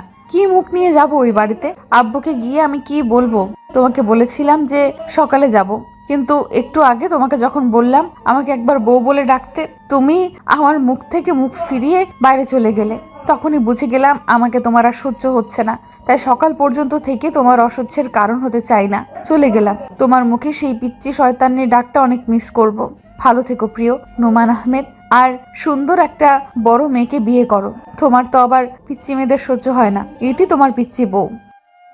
চিঠিটা পড়ার পর আমার চোখ ঝাপসা হয়ে আসছিল। সারা পৃথিবীটা যেন আমার চোখের সামনে ঘুরছিল। সাথে সাথে সেখানেই বসে পড়লাম। জোরে একটা চিৎকার দিলাম, প্রিয়া, তুমি এটা কি করলে প্রিয়া? আমি তোমাকে কোথাও যেতে দিব না বলেই দৌড়ে রুম থেকে বেরিয়ে গেলাম। বাইক স্টার্ট দিয়ে কোন দিকে যাব কিছুই বুঝতে পারছি না। অতপর কোনো দিশা না পেয়ে সামনের দিকে যেতে লাগলাম। প্রিয়ার কথায় আসি। রাস্তা দিয়ে আনমনে হাঁটছে প্রিয়া। চোখ দিয়ে অঝোর বৃষ্টি পড়ছে। বাতাসে চুলগুলো উঠছে। কোথায় যাচ্ছে সে নিজেও জানে না। শুধু এটা জানে যে নোমানের জীবন থেকে অনেক দূরে চলে যাবে। নোমানকে সে নিজের জীবনের চাইতেও বেশি ভালোবাসে। সেই ছোটবেলা থেকে নোমান তার মনে জায়গা নিয়ে আছে। আজ সেই মনের মানুষটাকে ছেড়েই অনেক দূরে চলে যাচ্ছে সে। প্রিয়া মনে মনে ভাবছে সে কি দূরে চলে গেলে নোমানকে ভুলে থাকতে পারবে? আবার নিজেকে নিজেই উত্তর দিচ্ছে, নিজেকে ভুলতে পারে কিন্তু নোমানকে কোনো দিনও ভুলে থাকতে পারবে না। এসব ভাবতে ভাবতে কোন সময় যে মাঝ রাস্তায় চলে এসেছে নিজেও জানে না। পেছন থেকে হঠাৎ একটা কার এসে প্রিয়াকে অনেক জোরে ধাক্কা দিল। প্রিয়া ছিটকে অনেক দূরে গিয়ে পড়ল। আস্তে আস্তে চোখ বন্ধ হয়ে আসছে। প্রিয়ার চোখ বন্ধ করার আগে চোখে ঝাপসা দেখতে পেল একটা লোক তাকে পাজা করে কোলে তুলছে। আমার কথায় আসি। হন্যে হয়ে প্রিয়াকে এদিক সেদিক খুঁজে বেড়াচ্ছি, কিন্তু কোথাও খুঁজে পাচ্ছি না। কোথায় গেল মেয়েটা? তাহলে কি মেয়েটাকে আর খুঁজে পাবো না? আর খুঁজে পাবো না। সেই কথা মনে পড়তেই বাইক থামিয়ে বাইক থেকে নেমে সেখানেই রাস্তার পাশে বসে পড়লাম। তাহলে আমি কি আমার পিচিটাকে হারিয়ে ফেলেছি? না, এটা হতে পারে না। বলে জোরে একটা চিৎকার দিলাম, প্রিয়া! চিৎকার করে কান্না করতে লাগলাম আর জোরে জোরে বলতে লাগলাম, প্রিয়া তুমি কোথায়? প্লিজ আমাকে ছেড়ে কোথাও যেও না প্রিয়া। প্রিয়া, আমি তোমাকে অনেক ভালোবাসি প্রিয়া। এই পিচ্চি শয়তানি, তুই শুনতে পারছিস? আমি তোকে অনেক ভালোবাসি। হাউমাউ করে কান্না করতে লাগলাম। এই প্রিয়া, তুমি আমার থেকে একবার বউ ডাক শুনতে চেয়েছিলে না? এই যে আমি তোমাকে বউ ডাকছি। বউ, এই বউ, তুমি কোথায়? বউ, তুমি শুনতে পারছো? আমি তোমাকে বউ ডাকছি। কি আল্লাহ, তুমি আমার পিচ্চি বউকে আমার কাছে এনে দাও। আমি যে ওকে ছাড়া বাঁচবো না আল্লাহ, সব দোষ আমার। বলেই পাশের ল্যাম্পপোস্টে নিজের মাথা বাড়ি দিতে লাগলাম। বাড়ি দিতে দিতে একসময় আমার মাথা দিয়ে রক্ত ঝরতে লাগলো। তবু আমি থামছি না, মাথায় বাড়ি দিয়ে চলছি। হঠাৎ আমার চোখে অন্ধকার হয়ে আসলো, আমার মাথা ঘুরতে লাগলো। তারপর আমি মাটিতে লুটিয়ে পড়লাম।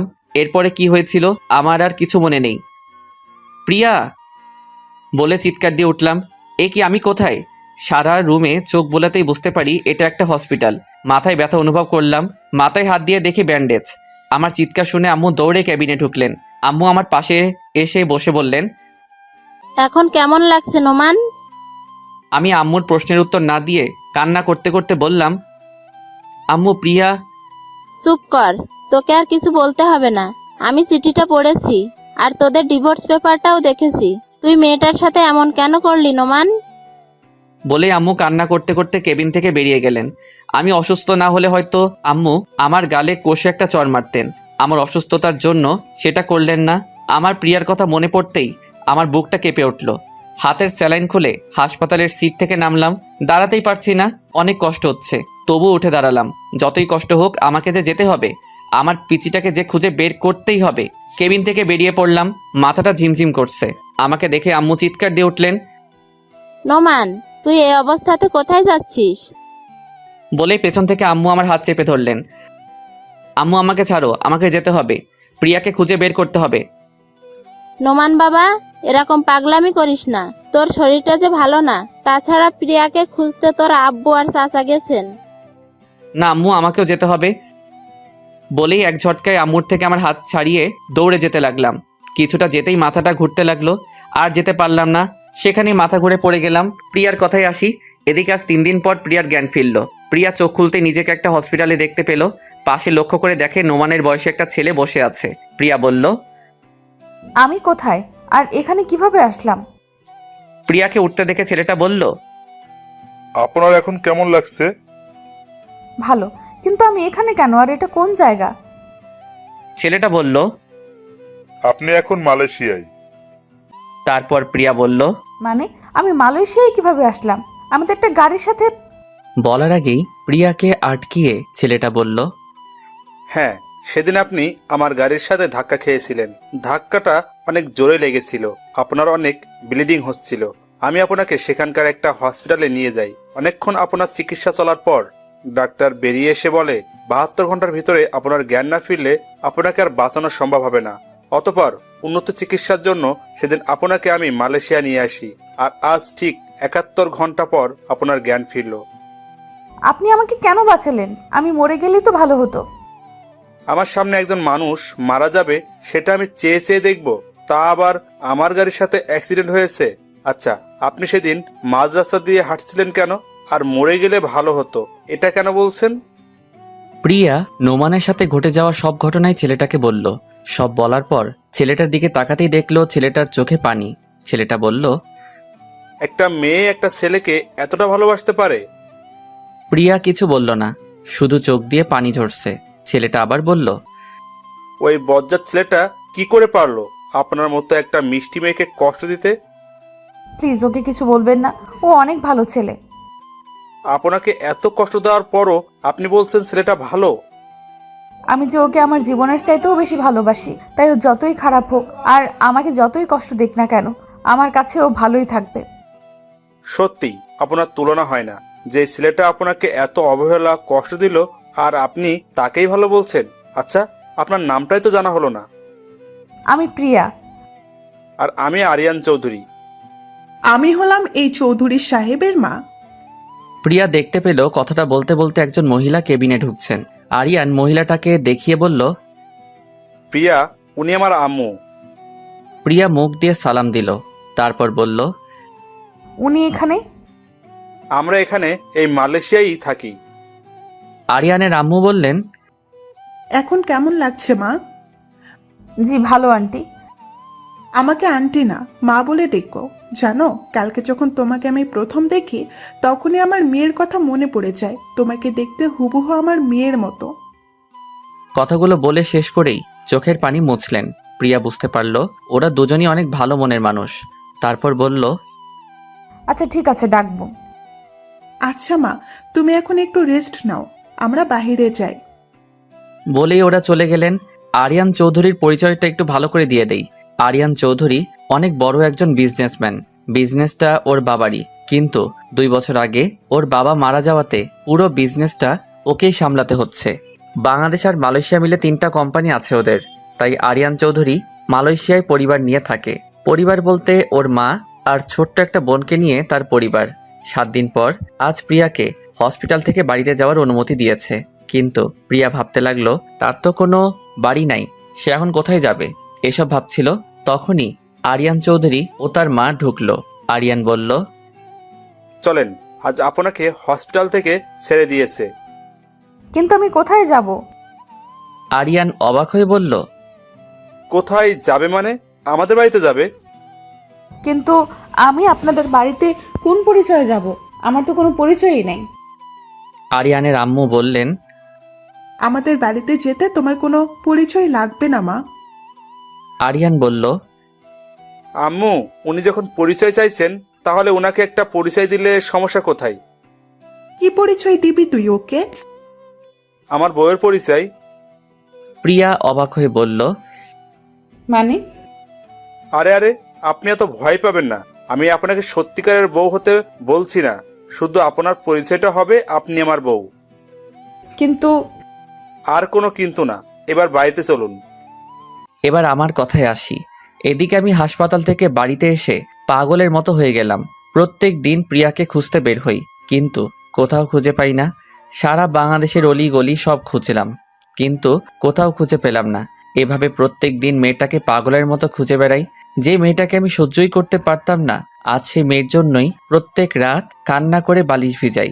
এইভাবেই প্রিয়ার অপেক্ষায় কেটে গেল অনেক নির্ঘুম রাত। কেটে গেল 5-5টা বছর। এর মধ্যে প্রিয়ার কথা প্রায় সবাই ভুলেই গেছে। সবাই বলছে প্রিয়া নাকি আর ফিরে আসবে না, ও নাকি মারা গেছে। চাচা চাচি অনেক কষ্ট করে হলেও সেটা মেনে নিয়েছেন, কিন্তু আমি এখনো প্রিয়ার পথ চেয়ে বসে আছি। আমার বিশ্বাস প্রিয়া একদিন না একদিন ফিরে আসবেই। এর মধ্যে আব্বু আম্মু অনেকবার বলেছেন যে বিয়ে করে নতুন করে জীবন শুরু করতে, কিন্তু আমি ওদের বারবার বলে দিচ্ছি যে প্রিয়ার অপেক্ষায় সারা জীবন পার করে দিতে পারবো। আজ আব্বু হঠাৎ রুমে এসে বললেন, তুই কি এভাবে জীবনটা শেষ করে দিবি? তোর কি মনে হয় মেয়েটা এখনো বেঁচে আছে? আর বেঁচে থাকলেও কি তোর জন্য বসে আছে নাকি? বেঁচে থাকলে হয়তো কারোর সাথে বিয়ে হয়ে সংসার করছে। আব্বু প্লিজ।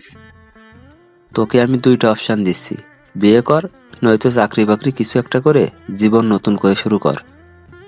কিছুক্ষণ চুপ থেকে বললাম, ওকে আব্বু, আমি চাকরি করব। আব্বু একটা স্বস্তির নিঃশ্বাস ফেলে চলে গেলেন। পরের দিন আমি একটা চাকরির ইন্টারভিউ দিতে যাই। ইন্টারভিউ দেওয়ার পর আমাকে কিছুক্ষণের জন্য ওয়েটিংয়ে রাখে। আমাকে কিছুক্ষণ পর আবার আমাকে ডাকে। আমাকে বলে, কংগ্রাচুলেশন, আপনার চাকরি হয়ে গেছে, কিন্তু সেটা মালয়েশিয়ায়। আপনার সব রেজাল্ট ভালো দেখে আমরা আমাদেরই একটা কোম্পানিতে ট্রান্সফার করে দেই। মালয়েশিয়ার কথা শুনে কেন জানি আমি হ্যাঁ বলে দেই। আমার কেন জানি মনে হচ্ছে মালয়েশিয়ায় কিছু একটা আছে। বাড়িতে এসে আব্বুকে বলতেই আব্বু অনেক খুশি হলেন। রাতের খাবার খেয়ে রুমে এসে ঘুমানোর চেষ্টা করছি, কিন্তু ঘুম আসছে না। বারবার প্রিয়ার সেই নিষ্পাপ হাসি চোখে ভেসে উঠছে। জানি শেষ রাত বা মধ্যরাত ছাড়া আমার ঘুম আসবে না। গত 5 বছর ধরে এরকমটাই হয়ে আসছে। হঠাৎ মোবাইলের আওয়াজে ভাবনার জগৎ থেকে বেরিয়ে আসলাম। মোবাইল হাতে নিয়ে দেখি সেই অচেনা নাম্বার থেকে আবার ফোন এসেছে। গত 5 বছর ধরে অনেকগুলো অচেনা নাম্বার থেকে আমার মোবাইলে ফোন আসে। ফোন রিসিভ করলে কেউ ওপাশে কিছু বলে না, শুধু আমি একটা ছোট্ট বাচ্চার হাউমাউ শুনতে পাই। অনেকবার বিরক্ত হয়ে অনেকগুলো নাম্বার ব্লক মেরেছি, কিন্তু কোনো কাজ হয় না। একটা ব্লক মারলে অন্য আরেকটা নাম্বার দিয়ে ফোন দেয়। প্রিয়া যদি আমাকে কোনোদিন ফোন দেয়, এই আশাতে সিমটাও পাল্টাতে পারি না। প্রথম বিরক্ত লাগলেও এখন কেন জানি আমার ওই পিচ্চিটার অস্পষ্ট ভাষা শুনতে ভালো লাগে, তাই এখন প্রত্যেকটা দিন ফোনটা রিসিভও করি।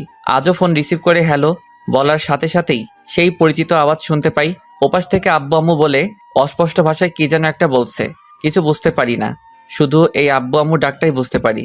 আজকে আমি মালয়েশিয়ায় যাচ্ছি, বাড়িতে সবার থেকে বিদায় নিচ্ছি।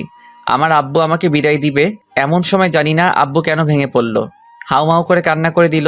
এই কয়েকদিন খুশি ছিল আমি মালয়েশিয়া যাব, আর আজকে আমার যাওয়ার সময় আব্বু হাউমাউ করে কান্না করতে শুরু করে দিল। আম্মুর থেকে বিদায় নিব, আম্মু মেনেই নিতে পারছে না।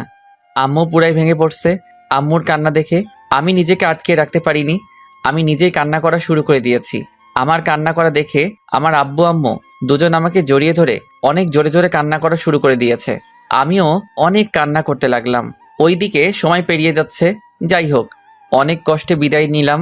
আজ মনে হচ্ছে পৃথিবীতে আব্বু আম্মুই বেস্ট। সারা জীবন আব্বুকে ভয় পেতাম, আর আজকে মনে হচ্ছে আব্বুই সবকিছু। বোনের কথায় আসি, আমার বোন অবন্তী, জানি না ওর কি হলো। সবাইকে দেখতে পাচ্ছি কিন্তু অবন্তীকে দেখতে পাচ্ছি না। আম্মুকে কান্না করতে করতে জিজ্ঞাসা করলাম, আম্মু অবন্তী কোথায়? আম্মু কান্না করতে করতে বলল ওর নিজের ঘরেই আছে। আমি দৌড়ে গেলাম, যে দেখি আমার বোন অবন্তী বালিশের উপরে শুয়ে শুয়ে কান্না করছে। আমি অবন্তী বলে ডাক দেওয়ার সাথে সাথে উঠে আমাকে জড়িয়ে ধরে অনেক জোরে জোরে হাউমাউ করে কান্না করতে লাগলো। ভাইয়া, এই ভাইয়া, তুই কোথায় যাচ্ছিস? মালয়েশিয়ায় তোর বোনকে নিবি না? ঝগড়া করবি না আমার সাথে? আমাকে আব্বু আম্মুর কাছে বকা শোনাবি না? ভাই রে, তুই আমাকে ছেড়ে যাইস না, থাকতে পারবো না। ওরে আমি কি সান্ত্বনা দিব? ওর কথায় আমি নিজেকে আর কন্ট্রোল করতে পারিনি। আমি ওরে জড়িয়ে ধরে কান্না করা শুরু করে দিলাম। আমি বললাম, এই পাগলি, কান্না করস কেন? তোর ভাই কি একেবারে চলে যাচ্ছে নাকি আবার ফিরে আসবে? পাগলি বোন বলল, ভাইয়া তুই দেশে থাক, মালয়েশিয়া যাওয়ার কোনো প্রয়োজন নেই। আজ মনে হচ্ছে যার একটি বোন আছে তার কাছে আরেকটি পৃথিবী আছে। ওর কথা শুনে আমি আর সহ্য করে থাকতে পারলাম না, ওরে জড়িয়ে ধরে কান্না করা শুরু করে দিলাম। জানি না কেন চোখের পানি ধরে রাখতে পারি নাই। যাই হোক, অনেক কষ্ট অনেক অনুভূতি নিয়ে এয়ারপোর্টে চলে আসলাম। এয়ারপোর্টে এসে ওই দিন যেই লোকটা আমার ইন্টারভিউ নিয়েছিল সেই লোকের সাথেই আরও অনেকগুলো লোকজন দেখতে পেলাম। পরে জানতে পারলাম ওরাও আমার মতোই মালয়েশিয়াতে চাকরি করতে সিলেক্ট হয়েছে। ওদের মধ্যে একজনের সাথে আমার অনেক ভাব জমে গেল। ওর নাম জিসান। বিমানে আমার পাশের সিটে বসেছিল। ওর সাথে মিশে বুঝতে পারলাম ছেলেটা একটু বেশি চঞ্চল টাইপের, অনেক বেশি কথা বলে। ফ্লাইট ল্যান্ড করলো মালয়েশিয়ায়। আমি মালয়েশিয়ার মাটিতে পা রাখতেই আমার বুকটা কেঁপে উঠল। বুঝতে পারলাম না কেন হলো এমনটা।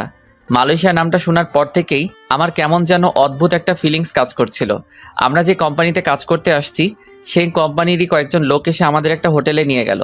আজকে রেস্ট নিয়ে কালকে থেকে অফিস। আমি হোটেলে এসে আমার রুমে ঢুকলাম, ফ্রেশ হয়ে বসে আছি। বসে বসে বোর হচ্ছি, তাই ভাবলাম শহরটা একটু ঘুরে দেখি। রুম থেকে বের হতেই জিসানের সামনে পড়লাম। জিসান আমাকে দেখে হেসে বলল, কি ভাই, কোথায় বের হচ্ছেন? আসলে রুমে বসে বসে বোর হচ্ছিলাম, তাই একটু ঘুরতে যাচ্ছি। আমিও সেম ভাই, চলেন আমিও যাব আপনার সাথে। তাহলে তো ভালোই হলো, আমাকেও একা একা ঘুরতে হবে না, চলেন।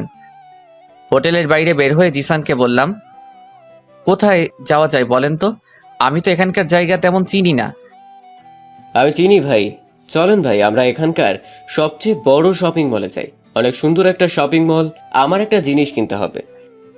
আচ্ছা চলুন। একটা ট্যাক্সি নিয়ে শপিং মলের সামনে এসে নামলাম। সত্যি শপিং মলটা অনেক বড় এবং সুন্দর। শপিং মলের ভিতরে ঢুকতেই আমার শরীরে একটা কঠিন ঠান্ডা বাতাস লাগলো, আর আমার বুকের ভিতর ধুকধুক করতে লাগলো। আমি সেখানটায় দাঁড়িয়ে হার্টবিটের ধুকধুকানি ফিল করতে লাগলাম। আমার এরকম হচ্ছে কেন?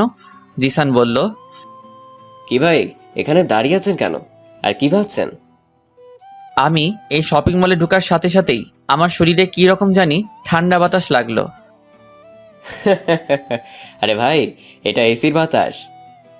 না, এটা এসির বাতাস হতে পারে না। এসির বাতাস এত মোলায়েম আর কঠিন না, আর এই বাতাসটা একেবারে আমার বুকের ভিতর লেগেছে। আরে ভাই, কি সব আবোল তাবোল বলছেন? আমি জোরে একটা নিঃশ্বাস ফেলে বললাম, না কিছু না, চলেন। তারপর জিসানকে নিয়ে লিফটে করে শপিং মলটার 3 তলাতে উঠলাম। জিসান ঘুরে ঘুরে টি শার্ট দেখছে, হয়তো টি শার্ট কেনার জন্যই আসছে। আমি আর ওকে জিজ্ঞেস করলাম না। জিসান একটা টি শার্ট হাতে নিয়ে চেঞ্জ রুমে গেল। আমার একটা শার্ট অনেক ভালো লাগছে, সেই শার্টটাই নেড়ে চেড়ে দেখছিলাম। হঠাৎ আমার চোখ আটকে গেল একটা মেয়ের উপর। মেয়েটা আমার ঠিক উল্টো দিকে মুখ করে লিফটের সামনে দাঁড়িয়ে আছে। মেয়েটাকে আমার এত চেনা চেনা লাগছে কেন? আমি মেয়েটার মুখ দেখতে না পারলেও আমার কেন জানি মনে হচ্ছে মেয়েটা আমার অনেক দিনের চেনা কেউ। আমার হার্টবিট অনেক স্পিডে দৌড়াচ্ছে। দৌড়ে আমি মেয়েটার কাছে যেতে লাগলাম। আমি দৌড়ে মেয়েটার কাছে যাওয়ার আগে মেয়েটা লিফটে উঠে গেল। আমি লিফটের সামনে এসে দেখলাম লিফট লেগে গেছে। সেখানে দাঁড়িয়েই হাঁপাতে লাগলাম। হঠাৎ চোখ পড়ল পাশে সিঁড়ির উপর। আমি দৌড়ে সিঁড়ি দিয়ে নামতে লাগলাম। নিচতলায় আসতেই দেখলাম মেয়েটা শপিং মল থেকে বের হয়ে যাচ্ছে। আমিও দৌড়ে শপিং মল থেকে বের হতেই দেখলাম মেয়েটা একটা গাড়িতে উঠে গেছে। গাড়িতে কালো গ্লাস থাকাতে তখন আমি মেয়েটাকে দেখতে পাই নাই। গাড়িটা অনেক স্পিডে চলে গেল। আমি সেখানেই দাঁড়িয়ে রইলাম। পিছন থেকে জিসান ডাকতে ডাকতে আসলো। নোমান ভাই, এই নোমান ভাই। আমার পাশে এসেই হাঁপাতে লাগলো। আবার বলল, কি ভাই, শপিং মল থেকে এভাবে দৌড়ে বের হচ্ছিলেন কেন? পেছন থেকে আমি এত ডাকলাম, আপনি শুনলেনই না। পরে বলবো, এখন হোটেলে চলুন। সত্যি আপনি অনেক অদ্ভুত ভাই। চলুন। পরের দিন সকালে রেডি হয়ে অফিসে যাওয়ার জন্য হোটেলের বাইরে আসলাম। পিছন থেকে জিসান এসে বলল, কি ভাই, আমাকে ফেলেই চলে যাচ্ছেন? আমি ভাবলাম আপনি হয়তো নিচে আছেন, তাই আমি নিচে আসলাম। অফিসের বস এসে আমাদের নিয়ে গেল। অফিসে আসলাম। অফিসে ঢোকা মাত্রই সেই দিনে শপিং মলের মতো একটা ঠান্ডা বাতাস লাগলো। আমি অফিসের ভিতরে ঢুকেই কেন জানি অস্থির অস্থির লাগছে। একজন এসে বলল, সবাই এক এক করে ম্যাডামের সাথে মিট করে আসুন। একজন একজন করে একটা রুমে যাচ্ছে আর 4-5 মিনিট পর পর বেরিয়ে আসছে। এইভাবে এক এক করে সবাই গেল। আমি এখনো বসে আছি। জিসান এসে বলল, ভাইজান ভাইজান ভিতরে যান আর গিয়ে পড়ি দেখে আসুন। কি বলছেন কি? পরি কোত্থেকে আসলো? আরে ভাই, এই পড়ি সেই পড়ি না, এটা মানুষ পড়ি। মানে? মানে আমাদের বসটা দেখতে একেবারে পরীর মতো। আমাদের কি মেয়ে বস নাকি? ভাই তাড়াতাড়ি যান। আমি উঠে আমাদের বস মানে মেয়েটার দরজার পাশে এসে বললাম, may I come in madam? Yes coming. মেয়েটার কণ্ঠ শুনে আমি চমকে উঠলাম। চোখ তুলে তাকাতেই আমি স্তব্ধ হয়ে দাঁড়িয়ে রইলাম। আমি কি দেখছি? আমি নিজের চোখকে বিশ্বাস করতে পারছি না। তখন আমার মুখ দিয়ে শুধু একটা শব্দ বেরিয়ে আসলো, প্রিয়া। আমি আমার নিজের শরীরে একটা চিমটি কেটে চোখ বন্ধ করে আবার তাকালাম। আমি ঠিকই দেখছি, প্রিয়া আমার সামনে। আমার পিচ্চি বউ আমার সামনে। কিন্তু এটা কোন প্রিয়া? এটা কি সেই পিচ্চিটা? পিচ্চিটা তো এখন পিচ্চি নাই, অনেক বড় হয়ে গেছে। এদিকে প্রিয়া আমাকে দেখে চেয়ারে বসে থাকতে পারলো না। চেয়ার থেকে উঠে দাঁড়ালো। মুখটা হা করে আমার দিকে অবাক দৃষ্টিতে তাকিয়ে রইল। আর গাল বেয়ে চোখের পানি গড়িয়ে পড়ছে। আমি যেই প্রিয়ার কাছে এগিয়ে গিয়ে কিছু বলতে যাব, তখনই আমার পিছন থেকে একটা বাচ্চা বলে উঠল, আম্মু। আমি পিছনে তাকিয়ে দেখলাম একটা লোকের কোলে 3-4 বছর বয়সী একটা বাচ্চা। লোকটা হয়তো ড্রাইভার, কিন্তু বাচ্চাটা আম্মু বলল কাকে? বাচ্চাটা সেই ড্রাইভারটার কোল থেকে নেমে ছোট্ট ছোট্ট পায়ে দৌড়ে গিয়ে আম্মু আম্মু বলতে বলতে প্রিয়ার কোলে উঠল। আমার মাথায় যেন আকাশ ভেঙে পড়ল। তার মানে সেদিনের আব্বুর কথাটাই সত্যি হলো। প্রিয়া অন্য কারোর সাথে বিয়ে হয়ে সংসার করছে, আর তার প্রমাণ হলো এই বাচ্চাটা। আমার সেখানে দাঁড়িয়ে থাকতে কষ্ট হচ্ছে। বুকের ভিতর অনেক কষ্ট ফিল হচ্ছে। মনে হচ্ছে কেউ বুকে হাতুড়ি দিয়ে পিটাচ্ছে। আমি কিছুক্ষণ ওদের মা মেয়েকে দেখে কেবিন থেকে বেরিয়ে যেতে লাগলাম। পিছন থেকে প্রিয়া ডাক দিল, এই যে শুনুন। আমি ঘুরে প্রিয়ার চোখের দিকে তাকালাম। প্রিয়া একবার আমার চোখের দিকে তাকিয়ে আবার চোখ নিচে নামিয়ে বলল, অফিসের বসকে কোনোদিন নাম ধরে ডাকতে নেই, এই ভুলটা যেন আর না হয়। আমি প্রিয়ার কণ্ঠে রাগ, মান, অভিমান ফিল করলাম। কিছুক্ষণ প্রিয়ার দিকে তাকিয়ে থেকে বললাম, জি ম্যাডাম। বলেই আমি আবার বেরিয়ে যেতে লাগলাম। পিছন থেকে প্রিয়ার মেয়েটা দৌড়ে এসে আমার হাত ধরল আর তুতলিয়ে তুতলিয়ে বলল, আঙ্কেল, আমি তোমাকে চিনি। আমি মেয়েটাকে কোলে নিয়ে গালে একটা চুমু দিয়ে বললাম, কিভাবে চিনো মামুনি? তোমাকে আমি আম্মুর ফোনে দেখেছি। মেয়েটার কথা শুনে আমি প্রিয়ার দিকে তাকালাম। প্রিয়া মেয়েটাকে ধমক দিয়ে বলল, হিয়া, এদিকে আসো বলছি। মেয়েটা বলল, না, আমি যাব না, আমি আঙ্কেলের কাছে থাকবো। বলেই আমার গলা 2 হাত দিয়ে শক্ত করে জড়িয়ে ধরল। প্রিয়া রেগে সেখান থেকে উঠে এসে মেয়েটাকে আমার কোল থেকে টেনে নিয়ে নিল। মেয়েটা কান্না শুরু করে দিল। তারপর অন্যদিকে মুখ করে বলল, আপনি এখন আসতে পারেন আর গিয়ে আপনার কাজ শুরু করে দেন। আমি সেখান থেকে বেরিয়ে আসলাম। প্রিয়ার কথায় আসি, বেরিয়ে যাওয়ার সাথে সাথেই প্রিয়া কেবিনের দরজাটা লক করে এসে কান্না করতে লাগলো। প্রিয়ার চিৎকার দিয়ে কান্না করার ইচ্ছে করতেছে, কিন্তু অফিস বলে সেটা করতে পারছে না। প্রিয়া হাত দিয়ে মুখ চেপে কান্না করতে লাগলো।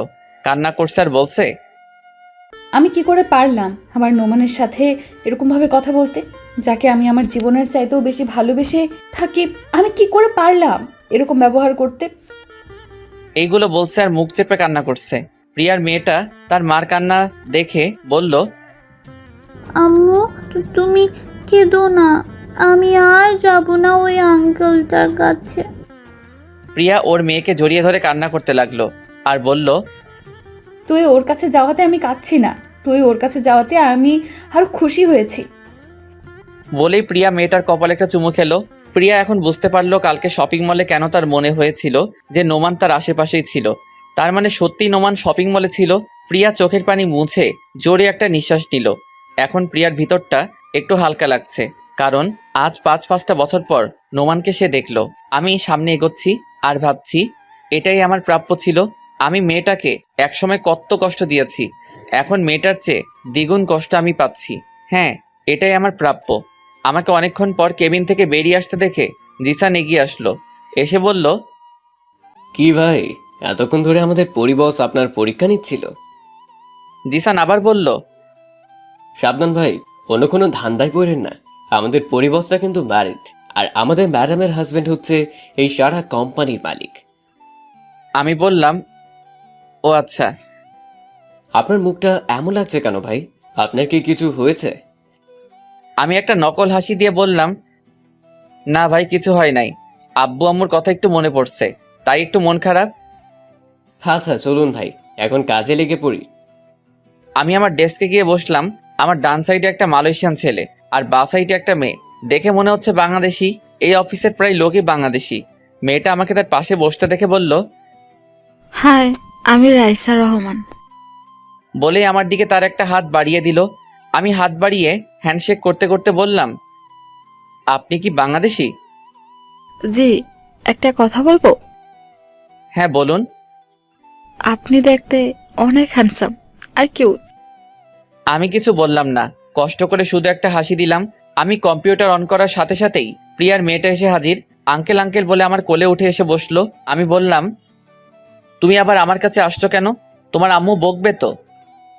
না, বকবে না, আমি আম্মুকে বলে এসেছি। আচ্ছা, তোমার নাম কি? হিয়া।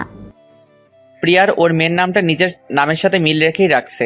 আমি 2 হাত দিয়ে ওর গাল টিপে বললাম, খুব সুন্দর নাম, আর তুমিও অনেক কিউট। আঙ্কেল, আমিও তোমাকে এটা করি? বলেই ওর ছোট্ট ছোট্ট হাত দিয়ে আমার গাল টিপে ধরে হাসতে লাগলো। হিয়ার হাসি দেখে আমি ওর দিকে তাকিয়ে রইলাম। হিয়া সেম দিয়ার মতোই হাসছে। তারপর হিয়া আমার দাড়িতে হাত দিয়ে বলল, আঙ্কেল, এগুলোর নাম কি? এগুলোর নাম দাড়ি। হিয়া নিজের গালে হাত নিয়ে মুখ গোমড়া করে বলল, আমার নাই কেন? হিয়ার কথা শুনে আমার হাসি চলে আসলো। আমি ওর কথা শুনে হাসতে হাসতে বললাম, তোমার কোনোদিনও উঠবে না মামনি, কারণ তুমি মেয়ে। আমি আবার বললাম, আচ্ছা মামনি, তোমার আব্বু এখন কোথায়? আব্বুকে? সে কি, তুমি তোমার আব্বুকে চিনো না? প্রিয়া এতক্ষণ দাঁড়িয়ে দাঁড়িয়ে ওদের কাণ্ড দেখছিল আর হাসছিল। আমার এই প্রশ্নে হিয়াকে চুপ থাকতে দেখে প্রিয়া এদিকে এগিয়ে এসে বলল, হিয়া ওর আব্বুকে পাপা বলে ডাকে? হঠাৎ কারো কথায় পিছন ফিরে তাকিয়ে দেখলাম প্রিয়া। প্রিয়াকে দেখে আমি বসা থেকে উঠে দাঁড়ালাম। প্রিয়া কথাটা বলেই আমার দিকে তাকিয়ে রইল। আমি ওর থেকে চোখ নামিয়ে বললাম, সরি ম্যাডাম, আসলে আপনার মেয়ে আমার কাছে। আমাকে বলতে না দিয়ে প্রিয়া বলল, ইটস ওকে। তারপর প্রিয়া হিয়াকে আমার পাশ থেকে তুলে নিয়ে যেতে যেতে বলল, চল হিয়া, কিছু খাবে? বাড়ি থেকে না খেয়েই চলে এসেছো। আমার দিকে একবার তাকিয়ে চলে যেতে লাগলো। পাশ থেকে রাইসা এতক্ষণ আমাদের দেখছিল। আমাকে বলল, আমাদের ম্যাডাম কি আপনার পরিচিত কেউ? আমি মেয়েটার প্রশ্ন শুনে চুপ করে রইলাম। আমি মেয়েটাকে কি বলবো কিছু বুঝে উঠতে পারতেছি না। জি। রাইসা আমাকে আর কিছু প্রশ্ন করার আগে আমি বললাম, এক্সকিউজ মি, আমি একটু আসছি। বলে আমি অফিসের ওয়াশরুমের দিকে যেতে লাগলাম। অফিস শেষে আমি আর জিসান দাঁড়িয়ে আছি অফিসের বাইরে। অফিসে বাসের জন্য অপেক্ষা করছিলাম। জিসান আমাকে বলল, ভাই আপনি এখানে দাঁড়ান, আমি গিয়ে দেখে আসছি বাসটা এখনো আসছে না কেন। এই বলে জিসান চলে গেল। আমি একা একা আনমনে দাঁড়িয়ে আছি। পেছন থেকে প্রিয়া হিয়াকে কোলে নিয়ে বের হলো। হিয়া আমাকে দেখে প্রিয়ার কোল থেকে নেমে দৌড়ে আমার কাছে আসলো।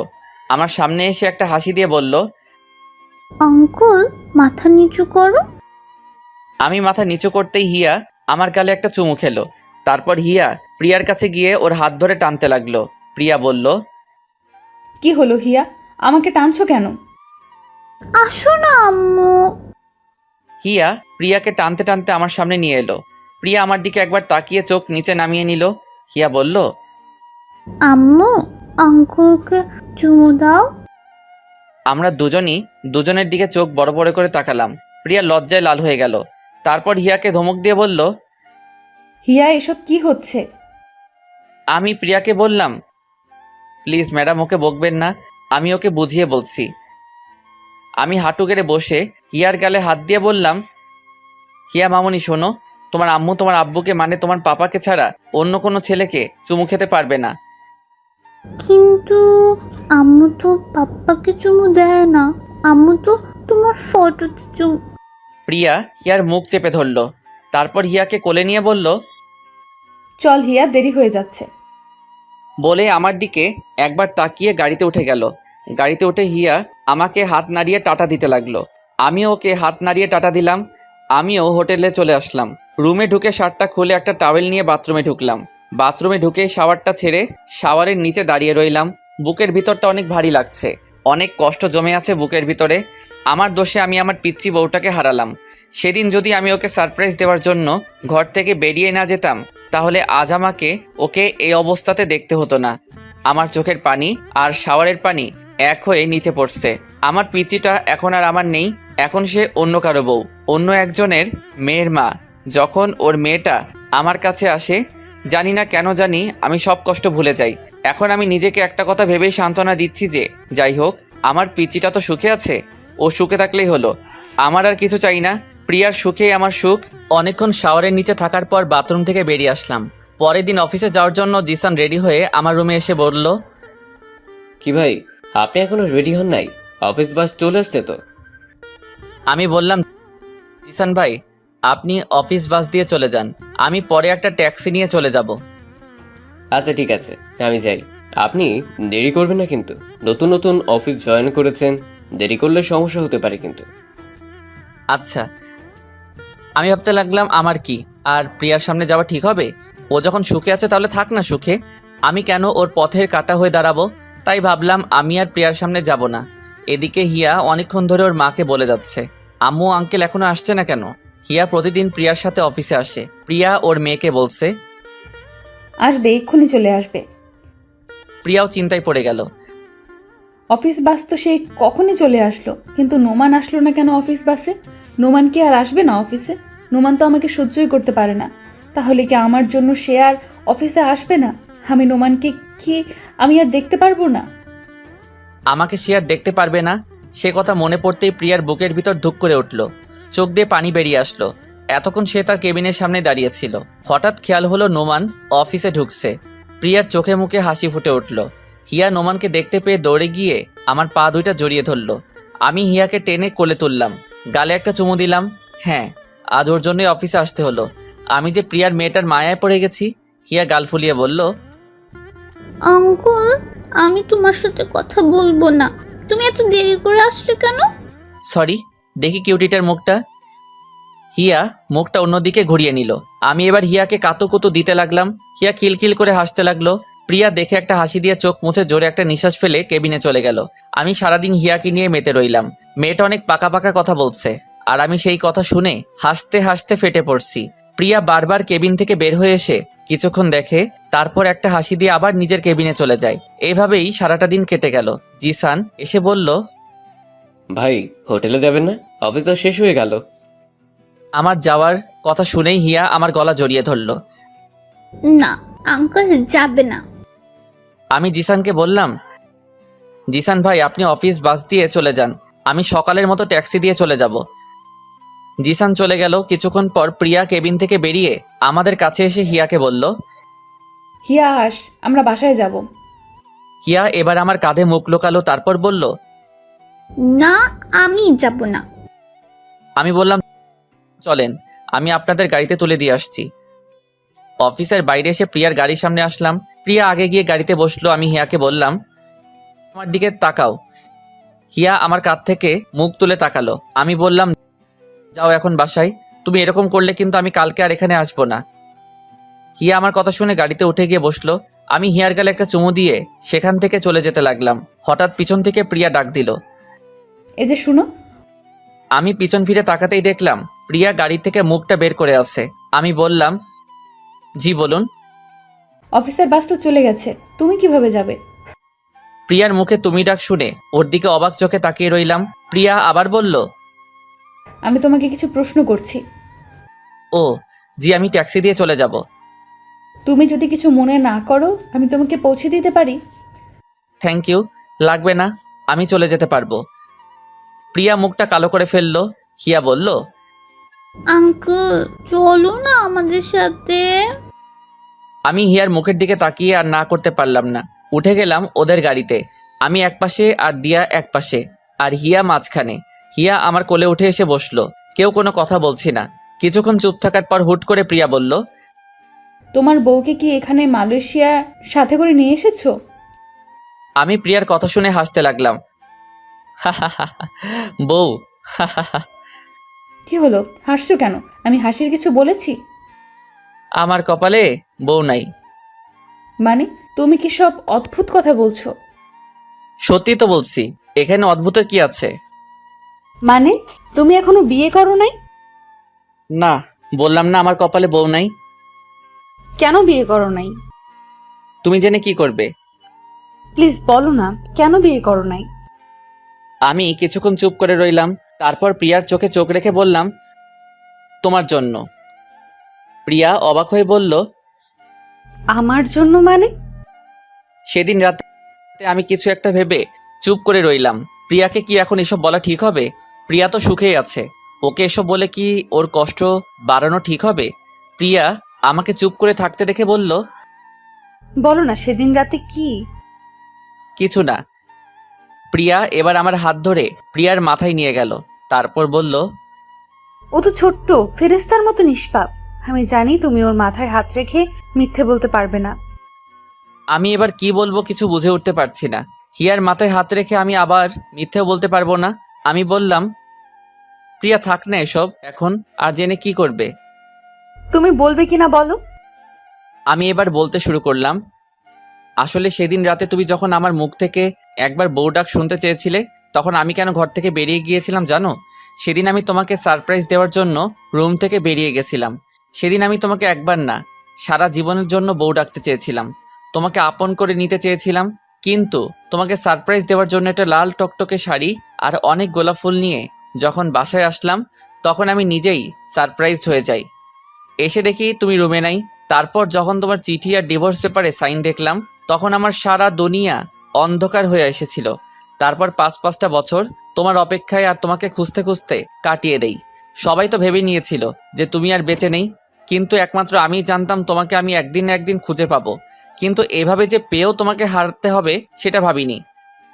আমি এক নিঃশ্বাসে কথাগুলো বলে ফেললাম। প্রিয়ার দিকে তাকিয়ে দেখলাম গাল বেয়ে চোখের পানি গড়িয়ে পড়ছে। আমার দিকে মায়া ভরা চোখে তাকিয়ে আছে। আমারও চোখ দিয়ে পানি বের হয়ে এসেছিল। আমি সেটা মুছে প্রিয়াকে বললাম, এই পাগলি, কাঁদছো কেন? আমি কিন্তু এখন আর কষ্ট পাচ্ছি না, কারণ তুমি সুখে আছো। তোমার সুখেই আমার সুখ। প্রিয়ার এখন অনেক ইচ্ছে করছে আমাকে জড়িয়ে ধরতে, কিন্তু ধরল না, নিজেকে কন্ট্রোল করলো। আর মনে মনে বলতে লাগলো, আমাকে এতদিন অনেক কষ্ট দিয়েছো, এখন তোমার নিজের কিছু কষ্ট পাওয়া প্রাপ্য। প্রিয়ার ভিতরে ভিতরে অনেক খুশি হচ্ছে এই ভেবে যে আমার নোমান আমাকে ভালোবাসে।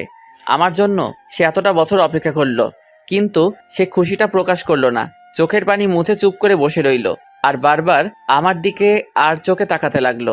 আজ আমাকে কেন জানি প্রিয়ার কাছে অন্যরকম লাগছে। হিয়া আমার কোলেই ঘুমিয়ে পড়ল। আমার বুকে মাথা রেখে 2 হাত দিয়ে গলা জড়িয়ে ধরে ঘুমিয়ে আছে। আমি ওকে 2 হাত দিয়ে আঁকড়ে ধরে আছি। আমার হোটেলের কাছে চলে আসলাম। আমি হিয়াকে প্রিয়ার কোলে দিলাম। গাড়ি থেকে নেমে এসে আবার গাড়ির ভিতরে মুখ ঢুকিয়ে হিয়ার গালে চুমু দিবার জন্য মাথা এগিয়ে নিলাম। প্রিয়া কাঁধে মাথা রেখে ঘুমিয়েছিল।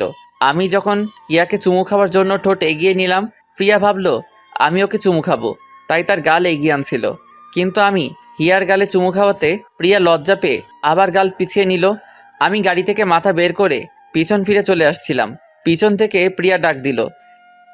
এই যে শোনো, আমি পিছন ফিরে বললাম, জি। কালকে অফিসে একটু তাড়াতাড়ি চলে যেও। জি আচ্ছা। এই বলে আমি হোটেলের ভিতর ঢুকে গেলাম। আমি ভিতরে ঢোকা পর্যন্ত প্রিয়া সেখানেই গাড়ি নিয়ে দাঁড়িয়ে রইল। আমি রুমে ঢুকে সব কিছু গুছিয়ে নিলাম। প্রিয়াকে আমার মনের কথা বলতে পেরে এখন শান্তি লাগছে। পরের দিন সকালে রেডি হচ্ছিলাম, হঠাৎ আমার মোবাইলটা বেজে উঠল। আম্মু ফোন দিয়েছেন। আমি ফোন রিসিভ করার পর আম্মু বললেন, কেমন আছিস রে? ভালো আম্মু, আমি আসছি, এসেই তোমার সাথে কথা বলবো, এখন রাখি। কোথায় আসছিস? আম্মু আমি দেশে ফিরছি। আম্মুকে কিছু বলতে না দিয়ে আমি ফোনটা কেটে দিলাম। হ্যাঁ, আমি আজ ফিরে যাচ্ছি দেশে। সেদিন যখন ভাবছিলাম প্রিয়ার সামনে আর যাব না, সেদিনই আমি দেশে ফেরার জন্য টিকিট বুক করি। তাই সেদিন অফিসে যেতেও দেরি হয়েছিল। আজ এখানকার সময় দুপুর 12টায় আমার ফ্লাইট। আম্মুকে প্রিয়ার কথা বললাম না। প্রিয়া যখন সবার থেকে দূরে চলে এসে ভালো থাকতে চাইছে, তাহলে থাকুক প্রিয়া ওর মতো করে। আমি ওর সুখে পানি ঢালতে চাই না। আমি আজ শেষবারের মতো প্রিয়াকে আর ওর মেয়ে হিয়াকে দেখতে যাচ্ছি। ওর মেয়েটার মায়ায় পড়ে গেছি যে আমি। জিসানকে আমি আরও আগে বলে দিয়েছি অফিস বাসে করে চলে যেতে। তারপর সব কিছু নিয়ে একটা ট্যাক্সিতে উঠলাম। অফিস থেকে একেবারে এয়ারপোর্টে চলে যাব। আমার ট্যাক্সি আর প্রিয়ার প্রাইভেট কার একসাথে এসে থামলো অফিসের সামনে। আমি ট্যাক্সি থেকে নেমে দাঁড়াতেই দেখলাম প্রিয়া আর হিয়া নামছে গাড়ি থেকে। আজ প্রিয়া একটা কালো শাড়ি পরে এসেছে। আজ অনেক সুন্দর লাগছে প্রিয়াকে। এত সুন্দর কেন এই মেয়েটা? আমি নিজের মাথায় নিজেই থাপ্পড় দিলাম। আমি এসব কি ভাবছি? প্রিয়া এখন অন্য কারো বউ। গাড়ি থেকে নেমেই হিয়া আমাকে দেখতে পেয়ে দৌড়ে এসে আমার কোলে উঠল। আমি হিয়ার গালে একটা চুমু খেলাম। মেয়েটা যে কেন আমাকে এত মায়ায় ফেলছে, আজকের পর হয়তো আমাকে না দেখতে পেয়ে অনেক মিস করবে, আর আমিও অনেক অনেক মিস করব। প্রিয়া আমার দিকে তাকিয়ে একটা হাসি দিল। আমি হিয়াকে কোলে নিয়ে অফিসে ঢুকে গেলাম। আমার পিছন পিছন প্রিয়াও ঢুকলো। আমি হিয়াকে আমার টেবিলে নিয়ে গিয়ে বসালাম। প্রিয়া আমার দিকে একবার তাকিয়ে ওর কেবিনে ঢুকে গেল। প্রিয়াকে দেখে মনে হচ্ছে আজ সে অনেক হ্যাপি। ভালোই হলো, আজ প্রিয়াকে হাসি মুখে দেখেই সারা জীবনের জন্য ওর জীবন থেকে বিদায় নিতে পারবো। হিয়াকে টেবিলে বসিয়ে আমি হাঁটু গেড়ে নিচে বসলাম। আমি ওর গালে হাত দিলাম। কিছুক্ষণ তাকিয়ে রইলাম। এই মেয়েটাকে আমার এত এত মায়া লাগে কেন? হিয়া, আমি নিজেকে ধরে রাখতে পারলাম না। চোখ দিয়ে সাগরের বাঁধ ভাঙার মতো করে অশ্রু গড়িয়ে পড়ল। আমার বুকটা ফেটে যাচ্ছে, চিৎকার করে কাঁদতে ইচ্ছে করছে। হিয়া আমার গালে হাত দিয়ে বলল, আঙ্কেল, তুমি কান্না করছো কেন? আমি হিয়ার কথায় কোনো উত্তর দিলাম না। ওর গালে একটা চুমু দিয়ে ওকে জড়িয়ে ধরলাম। তারপর বললাম, হিয়া তুমি তোমার আম্মুর কাছে যাও, আমি তোমার জন্য বাইরে থেকে অনেকগুলো চকলেট নিয়ে আসছি। আজ এই মায়াবতীটাকেও মিথ্যে বলতে হলো। এই বলে আমি হিয়াকে ওর আম্মুর কেবিনের সামনে দিয়ে আসলাম। কেবিনের বাইরের গ্লাস দিয়ে আমি আমার মায়াবতীটাকে শেষ একবার দেখলাম। মাথা নিচু করে অফিসের পেপারে কি যেন লিখছে। আমি আর সেখানে দাঁড়ালাম না, চলে যেতে লাগলাম। আমি যেই অফিস গেট দিয়ে বেরোতে যাব, তখনই ছোট্ট দুইটা হাত আমার পা জড়িয়ে ধরলো। হিয়া, হ্যাঁ হিয়াই পিছন থেকে আমার পা জড়িয়ে ধরলো। আমি আবার হাঁটু গেড়ে ওর সামনে বসলাম। কি হলো হিয়া? আঙ্কেল, আঙ্কেল, তুমি ফিরে আসবে তো? ইয়া আল্লাহ, তুমি এই পিচিটাকে কেন এত মায়া দিয়ে গড়লে? আমার যে এই পিচিটাকে ছেড়ে যেতে ইচ্ছে করছে না। মেয়েটাকে আমি আবার জড়িয়ে ধরলাম। আমার এখন হাউহাউ করে কান্না করতে মন চাইছে। এই মেয়েটার প্রতি আমার কিসের এত টান? কি আছে এই মেয়ের মধ্যে? আমাকে আবার মেয়েটাকে মিথ্যে বলতে হলো। আমি আসছি মামুনি, এক্ষুনি আসছি। তোমার জন্য অনেকগুলো চকলেট নিয়ে আসছি। তাহলে তুমি কান্না করছো কেন? তোমাকে চকলেট আনতে হবে না আঙ্কেল, আমার চকলেট লাগবে না, তুমি যেও না। বলে আবার আমার গলা জড়িয়ে ধরলো। আমার চোখ দিয়ে অনর্গল বৃষ্টি ঝরেই যাচ্ছে, কিন্তু কোনো আওয়াজ করতে পারছি না। পৃথিবীর সবচেয়ে কষ্টের কান্নাই হলো নীরব কান্না। এই কান্নায় বুক ফাটে ঠিকই, কিন্তু মুখ ফোটে না। এখন সেই পরিস্থিতিতেই আমি আছি। আমি হিয়াকে আমার থেকে ছাড়িয়ে আরও একটা মিথ্যা বললাম। এই যে মামুনি, ওই যে দেখা যাচ্ছে দোকান, সেখান থেকে আমি আসছি। তুমি তোমার আম্মুর কাছে যাও। হিয়া মুখটা কালো করেই চলে গেল। আমি ট্যাক্সিকে বলেছিলাম আমি আসার আগ পর্যন্ত দাঁড়িয়ে থাকতে। ট্যাক্সিটা এখনো দাঁড়িয়ে আছে। আমি ট্যাক্সিতে উঠতে যাব, তখনই জিসান আমাকে ডাক দিল। এই যে নোমান ভাই। জিসান অফিস থেকে দৌড়ে বের হয়ে আমার কাছে আসলো, এসে বলল, কোথায় যাচ্ছেন ভাই? আমি জিসানকে জড়িয়ে ধরলাম। আপনি অনেক ভালো জিসান ভাই, এই কদিনেই আমাকে অনেক আপন করে নিয়েছেন। আমি দেশে ফিরে যাচ্ছি ভাই। মানে এই তো কদিন হলো এখানে আসছেন। আমি আর এদেশে থাকতে চাই না ভাই, আসি ভাই, ভালো থাকবেন। এই বলে আমি ট্যাক্সিতে উঠে গেলাম। এদিকে হিয়া আমি চলে যাওয়ার পর ওর আম্মুর কেবিনে যায় নাই। আমি যেখানে বসে কাজ করতো সেখানেই বসে আছে। আধা ঘন্টা হয়ে গেল, আমি এখনো আসছি না। এদিকে প্রিয়া ভাবলো একবার ওদের দেখে আসি। প্রিয়া কেবিন থেকে বের হয়ে এসে দেখে হিয়া একা একা গালে হাত দিয়ে বসে আছে। প্রিয়া এগিয়ে গিয়ে বলল, তোমার আঙ্কেল কই গেছে হিয়া? আমার জন্য চকলেট আনতে গেছে, কিন্তু জানো আম্মু, আঙ্কেল সে কখন গেছে, এখনো আসছে না। আর জানো আম্মু, আঙ্কেল বাইরে যাওয়ার সময় অনেক কান্না করেছে। প্রিয়ার বুক ধুক করে উঠল। নোমান কান্না করলো কেন? তাহলে কি নোমান? প্রিয়া হিয়াকে কোলে নিয়ে জিসানের কাছে গেল। আমাকে সে অনেকবার জিসানের সাথে দেখেছে। জিসান প্রিয়াকে দেখেই বসা থেকে উঠে দাঁড়ালো। ম্যাডাম কিছু বলবেন? নোমান কোথায় গেছে? নোমান ভাই তো আজ দেশে চলে যাচ্ছেন। কি? এই বলে প্রিয়া হিয়াকে নিয়ে বেরিয়ে যেতে লাগলো। জিসান কিছুই বুঝতে পারল না। নোমান দেশে চলে যাচ্ছে শুনে তার ম্যাডাম কেন এরকম রিয়াক্ট করলো। প্রিয়া নিজের গাড়িতে উঠেই ড্রাইভারকে বলল, তাড়াতাড়ি এয়ারপোর্টে চলেন। প্রিয়াকে কান্না করতে দেখে হিয়া জিজ্ঞেস করলো, আম্মু, তুমি কান্না করছো কেন? আর আঙ্কেল কোথায় গেছে? কোথাও যায় নাই মা, আমরা এক্ষুনি খুঁজে বের করব। বলেই হিয়াকে জড়িয়ে ধরে কান্না করতে লাগলো প্রিয়া। ড্রাইভারকে বলল, আর একটু জোরে চালান না। ড্রাইভার গাড়ির স্পিড অনেক বাড়িয়ে দিল। আমার পাসপোর্ট ভিসা চেক করছিল একজন গার্ড। আমি এক্ষুনি এয়ারপোর্টের ভিতরে ঢুকে যাব। আর বেশিক্ষণ বাকি নাই আমার ফ্লাইট ছাড়তে। গার্ড আমার সব কিছু চেক করে বলল আমার সব কিছুই ঠিক আছে, আমি এখন ভিতরে যেতে পারি। আমি যেই ভিতরে যাওয়ার জন্য পা বাড়ালাম, হঠাৎ পিছন থেকে কে যেন আমাকে জড়িয়ে ধরলো। আমি পিছন ফিরে তাকাতেই দেখলাম প্রিয়া। প্রিয়া, তুমি এখানে? একাই চলে যাচ্ছ? তোমার বউকে আর তোমার মেয়েকে নিয়ে যাবে না সাথে করে? আমার মেয়ে মানে? হিয়া তোমার মেয়ে।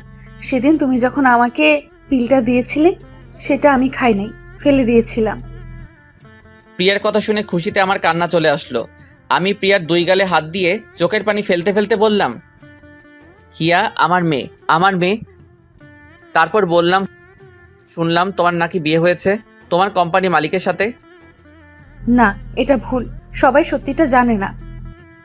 তারপর আমি প্রিয়াকে জড়িয়ে ধরলাম। প্রিয়াও কান্না করছে।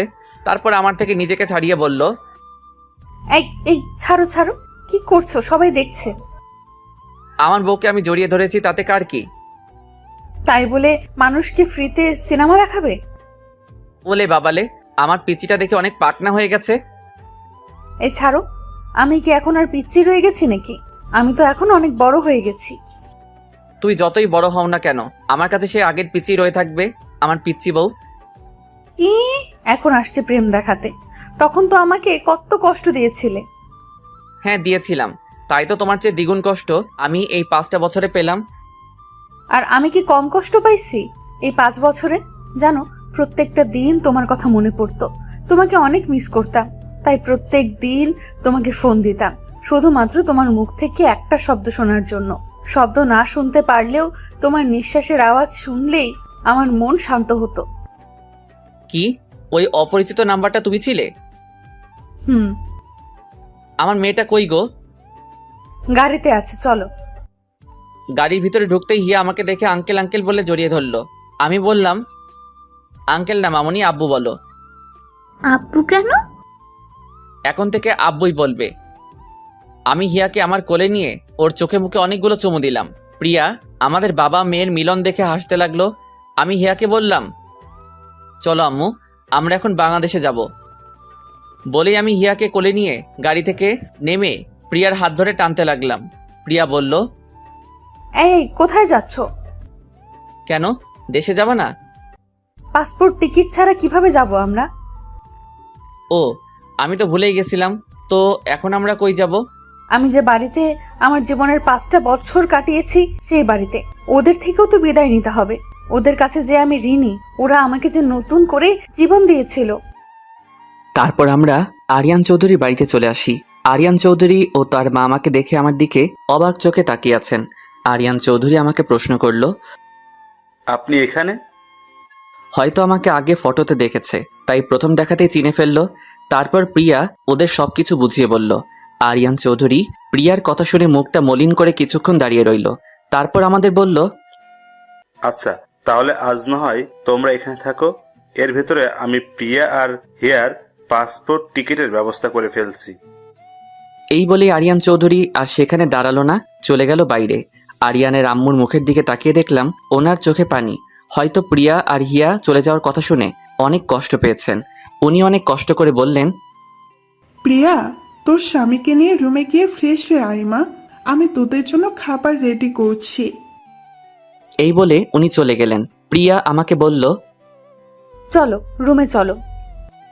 প্রিয়া আমাকে একটা রুমে নিয়ে আসলো। জিনিসপত্র দেখে মনে হচ্ছে এটা প্রিয়ারই রুম ছিল এতদিন। প্রিয়া নিজের আলমারি থেকে একটা টাওয়েল বের করে আমার হাতে দিল, বলল, যাও ওইদিকে ওয়াশরুম, গোসল করে ফ্রেশ হয়ে আসো। আচ্ছা প্রিয়া, একটা কথা বলি। প্রিয়া মুখে একটা রাগী লোক নিয়ে আমাকে বলল, এইভাবে জিজ্ঞেস করছো যেন অন্য কারো বউয়ের সাথে কথা বলছো। তোমার যা মন চায় তাই বলো, জিজ্ঞেস করার কি আছে? আরিয়ান চৌধুরীর আম্মুকে দেখলাম তুমি চলে যাচ্ছ, সেই কথা শুনে চোখ দিয়ে পানি বের হয়ে আসছে। প্রিয়া একটা দীর্ঘ নিঃশ্বাস ছেড়ে বলল, ওনাদের মতো কোনো মানুষ হয় না। যখন আমি তোমাকে ছেড়ে চলে আসি তারপর থেকে আমি অনেক ভেঙে পড়ি। প্রত্যেকটা দিন তোমার জন্য কান্না করতাম, ঠিক মতো খাওয়া দাওয়া করতাম না। তারপর উনি আমাকে নতুন করে বাঁচতে শিখিয়েছিলেন। আমাকে প্রত্যেকটা দিন নিজের হাতে খাইয়ে দিতেন। আমাকে যেভাবে উনি আদর করতেন সেভাবে হয়তো উনি নিজের মেয়েকেই করেন না। আমি আমার এ মাকে ফেলে আসলে কি হবে? এখানে এসে আরেক মাকে পেলাম। বলেই প্রিয়া কান্না করতে লাগলো। আমি প্রিয়ার মাথা আমার বুকে ঠেকিয়ে সান্ত্বনা দিতে লাগলাম। হঠাৎ হিয়া রুমে এসে আমাদের দেখে বলল, তোমরা কি করছো? আমি প্রিয়াকে ছেড়ে হিয়াকে কোলে নিলাম। বললাম, তোমার আম্মুকে আদর করছিলাম মামুনি। না, তুমি আম্মুকে আদর করবে না। কেন? তুমি শুধু আমাকে আদর করবে, আর কাউকে না। প্রিয়া বলল, দেখেছো তোমার মেয়ে কি হিংসুক? এখন থেকেই আমাকে তোমার থেকে কত দূরে ঠেলে দিচ্ছে। আমি প্রিয়ার কথা শুনে হাসতে লাগলাম। এইভাবে প্রিয়া আর হিয়ার সাথে খুনসুটিতে কেটে গেল সারাটা দিন। রাতে খাবার খেয়ে রুমে আসলাম ঘুমাতে। এখানে প্রিয়ার আজকে লাস্ট রাত, কালকে আমরা চলে যাব দেশে। হিয়া অনেক আগেই ঘুমিয়ে গেছে। এই তুমি আমার দিকে এইভাবে আগাচ্ছ কেন? আমার পিচ্চি বউটাকে একটু আদর করব। এই না না, সরো, আমি কিন্তু চিল্লাবো। চিল্লাও, কেউ আসবে না। তুমি চিল্লালে আজ কেউ আসবে না, উল্টা ওরা আরো অন্য কিছু ভাববে। প্লিজ সরে যাও। আমি তোমার সাথে সব কিছু নতুন করে শুরু করতে চাই। আমরা আবার নতুন করে বিয়ে করব, আবার নতুন করে বাসর করব। প্লিজ আজ না, প্লিজ আজ একটু শান্তিতে ঘুমিয়ে পড়ো। আমি প্রিয়ার কাছ থেকে সরে আসলাম। বললাম, শিয়ালের সামনে মোরগ রেখে বলছে শান্তিতে ঘুমাতে। বলেই আমি অন্যদিকে মুখ করে বসে রইলাম। আমার কথা শুনে প্রিয়া হাসতে লাগলো। তুমি এত দুষ্টু কেন? বলেই প্রিয়া আমার কাঁধে হাত রেখে পেছন থেকে আমাকে 2 হাত দিয়ে জড়িয়ে ধরল। আচ্ছা, একটা কাজ করতে পারো। কি? আমাকে একটা কিস করতে পারো, কিন্তু কিস করার পর অন্য কিছু করার ধান্দা করো না কিন্তু। লাগবে না আমার কিস। তোমার না লাগলেও আমার লাগবে। বলেই আমাকে ধাক্কা দিয়ে বিছানাতে ফেলে আমার উপর উঠে এসে আমার ঠোঁটে ঠোঁট মিশিয়ে দিল। অনেকক্ষণ পর আমার ঠোঁট ছাড়লো। আমি অনেক জোরে জোরে শ্বাস নিতে লাগলাম। প্রিয়াও আমার মতো হাঁপাতে লাগলো। আমি বললাম, ও মাই গড, আরেকটু হলে তো আমি মরেই যেতাম। রাক্ষসী একটা, আমার ঠোঁট কি খাবার জিনিস নাকি যে এভাবে চুমু খেতে হবে? ইস, আবার ঠোঁটে কামড় দিছে, রাক্ষসী একটা। কি বললে? আমি রাক্ষসী? আর দেখি কোথায় লেগেছে। বলেই আমার ঠোঁটে হাত দিল, বলল, কই, কিছু হয় নাই তো। হয় নাই মানে? এই যে রক্ত বের হচ্ছে, দেখতে পাচ্ছ না? প্রিয়া এবার আরো জোরে জোরে হাসছে। এই পিচ্চি শয়তান্নি, আমার রক্ত বের হচ্ছে আর তুমি হাসছো? আরে পাগল, এগুলো রক্ত না, আমার লিপস্টিক। তুই আমাকে লিপস্টিক খাওয়াইছো, এখন যদি আমার পেট খারাপ করে? কিছু হবে না, এখন থেকে লিপস্টিক খেয়ে অভ্যাস করো, ভবিষ্যতে আরো অনেক খেতে হবে। এবার ঘুমাও। দাঁড়াও, আম্মুকে একটা ফোন দিয়ে নেই। আর তুমি একটা কথাও বইলো না, চুপ করে থাকো, আমি ওদের সারপ্রাইজ দিতে চাই। ফোন দেওয়ার সাথে সাথেই আম্মু রিসিভ করলেন। কি রে, তুই কখন আসবি? আমি সেই কখন থেকে তোর অপেক্ষা করে বসে আছি। আম্মু, আমি আজ আসবো না, কাল আসছি। কি হয়েছে রে, আজ আসবি না কেন? আম্মু, কাল এসে সব বলছি। আর শোনো, চাচা চাচিকে ফোন দিয়ে কালকে আমাদের বাসায় আসতে বলো। আচ্ছা। এখন রাখছি। প্রিয়া বলল, আমার কথা বললে না কেন? কালকে ওদের সবাইকে সারপ্রাইজ দিব। তোমাকে হঠাৎ দেখে সবাই চমকে উঠবে আমি জানি। আচ্ছা, এখন ঘুমিয়ে পড়ো। হুম। আমি আমার বালিশে মাথা রাখতেই প্রিয়া আমার বুকে শুয়ে পড়ল। কি হলো, তুমি তোমার বালিশে ঘুমাও। প্রিয়া নিজের বালিশটা হাতে নিয়ে নিচে ফেলে দিল, তারপর বলল, আমার বালিশ নাই। আমার বুকে আবার মাথা রাখলো। আমি প্রিয়ার কাণ্ড দেখে হাসতে লাগলাম। পাগলি একটা। তোমার পাগলি। প্রিয়া কিছুক্ষণ চুপ করে থাকার পর আবার বলল, জানো আজ কতদিন পর শান্তিতে ঘুমাতে পারবো। পাগলি ঘুমাও। বলেই আমি প্রিয়াকে 2 হাত দিয়ে শক্ত করে বুকে মিশিয়ে নিলাম। পরের দিন সকালে সবার থেকে বিদায় নিয়ে চলে আসলাম এয়ারপোর্টে। আরিয়ান চৌধুরীর বাড়ি থেকে আসার সময় আরিয়ানের মা আর প্রিয়া অনেক কান্না করছে। বিমানে বসে আছি, হিয়া আমার কোলে ঘুমিয়ে, আর প্রিয়া আমার কাঁধে মাথা রেখে ঘুমিয়ে আছে। বিমান বাংলাদেশ এসে ল্যান্ড করলো। আমি প্রিয়াকে ডাকলাম, এই প্রিয়া, প্রিয়া উঠো, আমরা চলে এসেছি দেশে। প্রিয়া চোখ মুছতে মুছতে আমার দিকে তাকিয়ে অপরাধীর ভঙ্গিতে বলল, সরি, তুমি হয়তো সারা রাস্তা একা একা বোর হয়েছো। আমার যে কখন ঘুম লেগে গিয়েছিল বুঝতেই পারিনি। এয়ারপোর্ট থেকে বের হতেই প্রিয়া জোরে একটা নিঃশ্বাস নিল। প্রিয়া বলল, কতদিন পর আমার দেশের সেই চিরচেনা গন্ধটা পেলাম, মনটাই ফ্রেশ হয়ে গেল।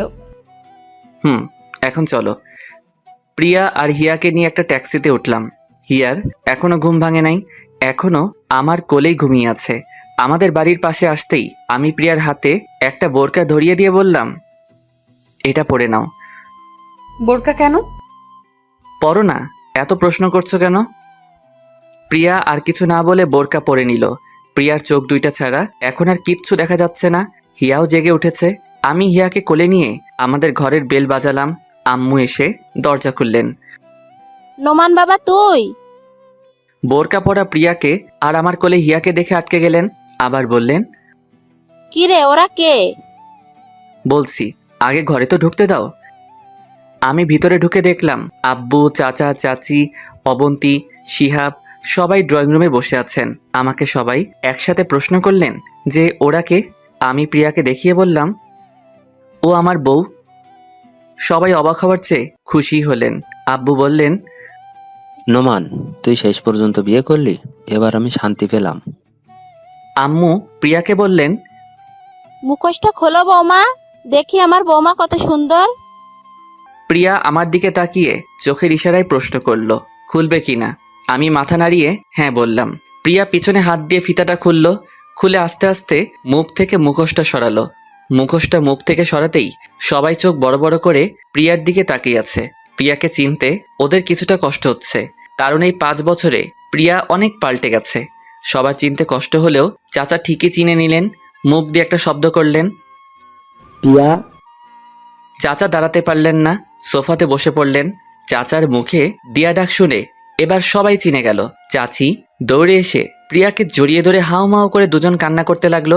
চাচা এখনো সোফাতেই বসে আছেন আর চোখ দিয়ে অনর্গল পানি ফেলছেন। এবার প্রিয়া চাচিকে ছেড়ে ওর আব্বুর দিকে এগিয়ে যেতে লাগলো। চাচার পাশে গিয়ে ধপাস করে বসে পড়ল চাচার পায়ের কাছে। চাচা প্রিয়ার থেকে মুখ ফিরিয়ে বসে আছেন। প্রিয়া এবার চাচার পা জড়িয়ে হাউমাউ করে কান্না করতে লাগলো আর বলতে লাগলো, আমাকে মাফ করে দাও বাবা, আমাকে তুমি মাফ করে দাও। চাচার পায়ে মাথা ঠেকিয়ে কান্না করছে। প্রিয়ার কান্না দেখে আমিও নিজেকে ধরে রাখতে পারলাম না। চোখ দিয়ে কয়েক ফোঁটা পানি গড়িয়ে পড়ল। আশেপাশে সবাই প্রিয়ার কান্না দেখে সবাই কান্না করছে। এবার চাচা আর নিজেকে ধরে রাখতে পারলেন না। প্রিয়াকে নিজের পা থেকে তুলে জড়িয়ে ধরে হাউমাউ করে কান্না করতে লাগলেন। কিছুক্ষণ কান্না করার পর প্রিয়াকে ছেড়ে ওর কপালে একটা চুমু খেলেন। এতক্ষণ প্রিয়াকে পেয়ে হিয়াকে কেউ খেয়াল করে নাই। হিয়া আমার কোলেই আছে। আম্মু বললেন, পিসি মিষ্টি মেয়েটা কে রে? আম্মু, ও আমাদের মেয়ে। আম্মু খুশিতে কান্না করে দিলেন। কি বললি? ও আমাদের দিদি ভাই। আম্মু। আম্মু হিয়াকে আমার কোল থেকে নিতে চাইলেন, কিন্তু হিয়া গেল না। আমি হিয়াকে বললাম, যাও মামনি, উনি তোমার দাদু। আমার কথা শুনে এবার হিয়া আম্মুর কোলে গেল। আম্মু হিয়ার চোখে মুখে অনেকগুলো চুমু খেলেন। হিয়াকে নিয়ে সবাই কাড়াকাড়ি করতে লাগলো। একজনের কোল থেকে আরেকজন নিচ্ছে। সবাই অনেক খুশি। আমি ওদের দেখে হাসতে লাগলাম। এ বাড়িতে কতদিন পর এরকম হাসি খুশি লাগলো। আমি প্রিয়ার পাশে গিয়ে ওরে কানে কানে বললাম, আমার সেদিনের ভুলের জন্য সবাই কত খুশি, কিন্তু আফসোস সেদিনের ঘটনা আমার কিচ্ছু মনে নেই। তখন আমি কিছুই ফিল করতে পারি নাই। সমস্যা নাই, সেদিন ফিল করতে পারি নাই তো কি হয়েছে, আজ আবার সবকিছু নতুন করে ফিল করে নিব। প্রিয়া লজ্জা পেয়ে বলল, এই সরো, তোমার কি লজ্জা শরম নাই? সবাই আছে তো। আরে আমি কি সবাইকে শুনিয়ে বললাম নাকি? আমি তো তোমার কানে কানে বললাম। রাতে কাজিয়ে এনে নতুন করে আবার আমাদের বিয়ে হলো। আজ আবার বাসরঘর সাজানো হলো। এই নিয়ে 3টা বাসর হবে আমাদের, কিন্তু ওই 2টা ছিল অপূর্ণ বাসর রাত। আজ হবে আমাদের আসল বাসর রাত। প্রিয়া আগে থেকেই বাসর ঘরে গিয়ে বসে আছে। আমি হিয়াকে খুঁজতে লাগলাম। আম্মুকে জিজ্ঞেস করতে বললেন অবন্তীর রুমে আছে। আমি অবন্তীর রুমে এসে বললাম, ওই হিয়া কই? এই যে ও ঘুমিয়ে আছে। আচ্ছা দে, আমি ওকে নিয়ে যাই। আরে ভাইয়া, না না, ও আমার কাছে থাকুক। তুমি যাও, গিয়ে তোমার কাজ করো। আমি আবার এখন কি কাজ করব? কেন ভাইয়া, আজ না তোমার বাসর রাত? বাসর রাতে মানুষ কি কাজ করে? ওই বুড়ি, এত পাকনা পাকনা কথা বলছিস কেন? কষিয়ে এক চড় মারবো। মারো মারো, যত খুশি মারো, তবে আজকের বাসর রাতটা ভালোভাবে কাটিও ভাইয়া। আবার আচ্ছা ভাইয়া, আর বলবো না। হিয়ার দিকে খেয়াল রাখিস। রাখবো ভাইয়া, তুমি টেনশন করো না, তুমি তোমার কাজ করো। খারা, তোরে তো। সরি ভাইয়া, সরি সরি সরি। আমি অবন্তীর মাথায় একটা থাপ্পড় দিয়ে বেরিয়ে গেলাম। আমার রুমের দরজার পাশে এসে দাঁড়িয়ে আছি। ভিতরে ঢুকতে কেন জানি আমার ভয় করছে। বুকে 3বার থুতু দিয়ে রুমে ঢুকেই গেলাম, কিন্তু প্রিয়া কই গেল? ভাবলাম বাথরুমে হয়তো গেছে, কিন্তু বাথরুমের পাশে গিয়ে দেখি দরজা খোলা, ভিতরে কেউ নাই। আমি এবার প্রিয়াকে ডাকতে লাগলাম, এই প্রিয়া, প্রিয়া, এই বউ, এই পিচ্চি বউ, এই পিচ্চি শয়তানি, কই গেলা? হঠাৎ প্রিয়া বেলকনি থেকে দৌড়ে বেরিয়ে আসলো, এসে আমার সামনে দাঁড়ালো। আমি বললাম, তুমি বেলকনিতে ছিলে? এতক্ষণ ধরে ডাকলাম, শুনলে না কেন? তোমার মুখে পিচ্চি শয়তানির ডাক শুনতে চেয়েছিলাম, তাই চুপ করেছিলাম। ওরে আমার পিচ্চি শয়তানি রে, বলেই প্রিয়াকে পাজা করে ধরে কোলে নিলাম। আমি বললাম, ওরে বাবা রে, তুমি এত ভারী হয়েছো কি করে? প্রিয়াকে কোলে নিয়ে বিছানাতে নামিয়ে হাত নাড়াতে নাড়াতে বললাম, আমার হাত 2টা গেল। এত মোটু কেন তুমি? উফ। কি বললা? আমি মোটু? তুমি মোটু, তোমার বাপ মোটু, তোমার 14 গোষ্ঠী মোটু। তুমিও তো আমার 14 গোষ্ঠীর মধ্যে একজন। থুর, সরো এখান থেকে, তোমার সাথে আমার কথা নাই। বলেই আমার থেকে মুখ ঘুরিয়ে বসে রইল। আমি প্রিয়াকে আমার দিকে ঘুরিয়ে ওর গাল টিপে বললাম, ওলে বাবালে, আমার পিচ্চি বউটা রাগ করছে। আচ্ছা সরি, এই দেখো কান ধরছি, 1 2 3। প্রিয়া এবার হাসতে লাগলো। হইছে হইছে, আর কান ধরতে হবে না, ওঠো। আমি উঠে গিয়ে প্রিয়ার পাশে বসলাম। বললাম, আচ্ছা প্রিয়া, সেদিন রাতে আমাদের মধ্যে কি কি হয়েছিল গো? আমার তো কিছুই মনে নাই, শুধু এটাই মনে আছে যখন আমি তোমার। প্রিয়া আমার মুখে হাত দিল। চুপ করো, তোমার মুখে কিচ্ছু আটকায় না। না, আটকায় না।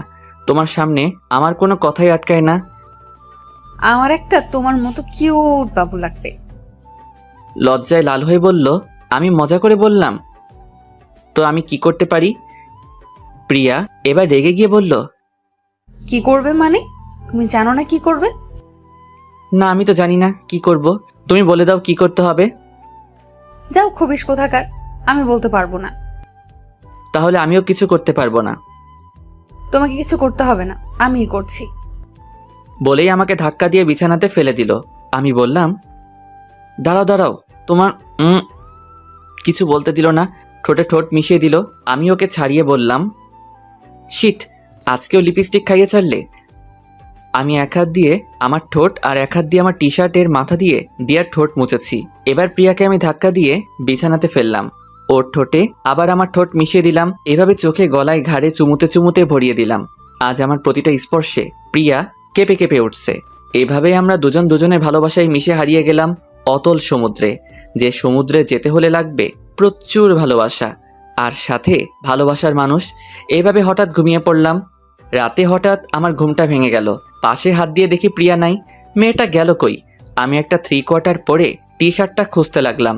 পাশে টি শার্ট না পেয়ে খালি গায়ে বেলকনির দিকে যেতে লাগলাম। বেলকনিতে আসতেই দেখলাম পাগলিটা আনমনে দাঁড়িয়ে আছে, বাতাসে চুল উঠছে। গায়ে আমার টি শার্টটা, হয়তো হাতের কাছে কিছু না পেয়ে আমার টি শার্ট পরে এসেছে। আমি পিছন থেকে গিয়ে প্রিয়াকে জড়িয়ে ধরলাম। হুট করে কারো হাতের ছোঁয়া পেয়ে প্রিয়া ধরফড়িয়ে উঠল। আমি বললাম, আরে এভাবে লাফ দিলে কেন? বলে আমি ওর চুলে নাক ডুবিয়ে দিলাম। মাতাল করা সেই গন্ধ ওর চুলে। প্রিয়া বলল, ও তুমি হুট করে এভাবে জড়িয়ে ধরলে তো ভয় পাবোই। এত রাতে আমার পিচ্চি শয়তান্নিটা এখানে কেন? আমি পেছন থেকে প্রিয়ার গালে চুমু খেতে লাগলাম। আজ আমার জীবনের সবচেয়ে সুখের রাত। এই রাত আমি ঘুমিয়ে কাটাতে চাই না। তাহলে আমাকে ডাকলে না কেন? তুমি অনেক সুন্দর করে ঘুমাচ্ছিলে, তাই ডাকতে ইচ্ছে করে নাই।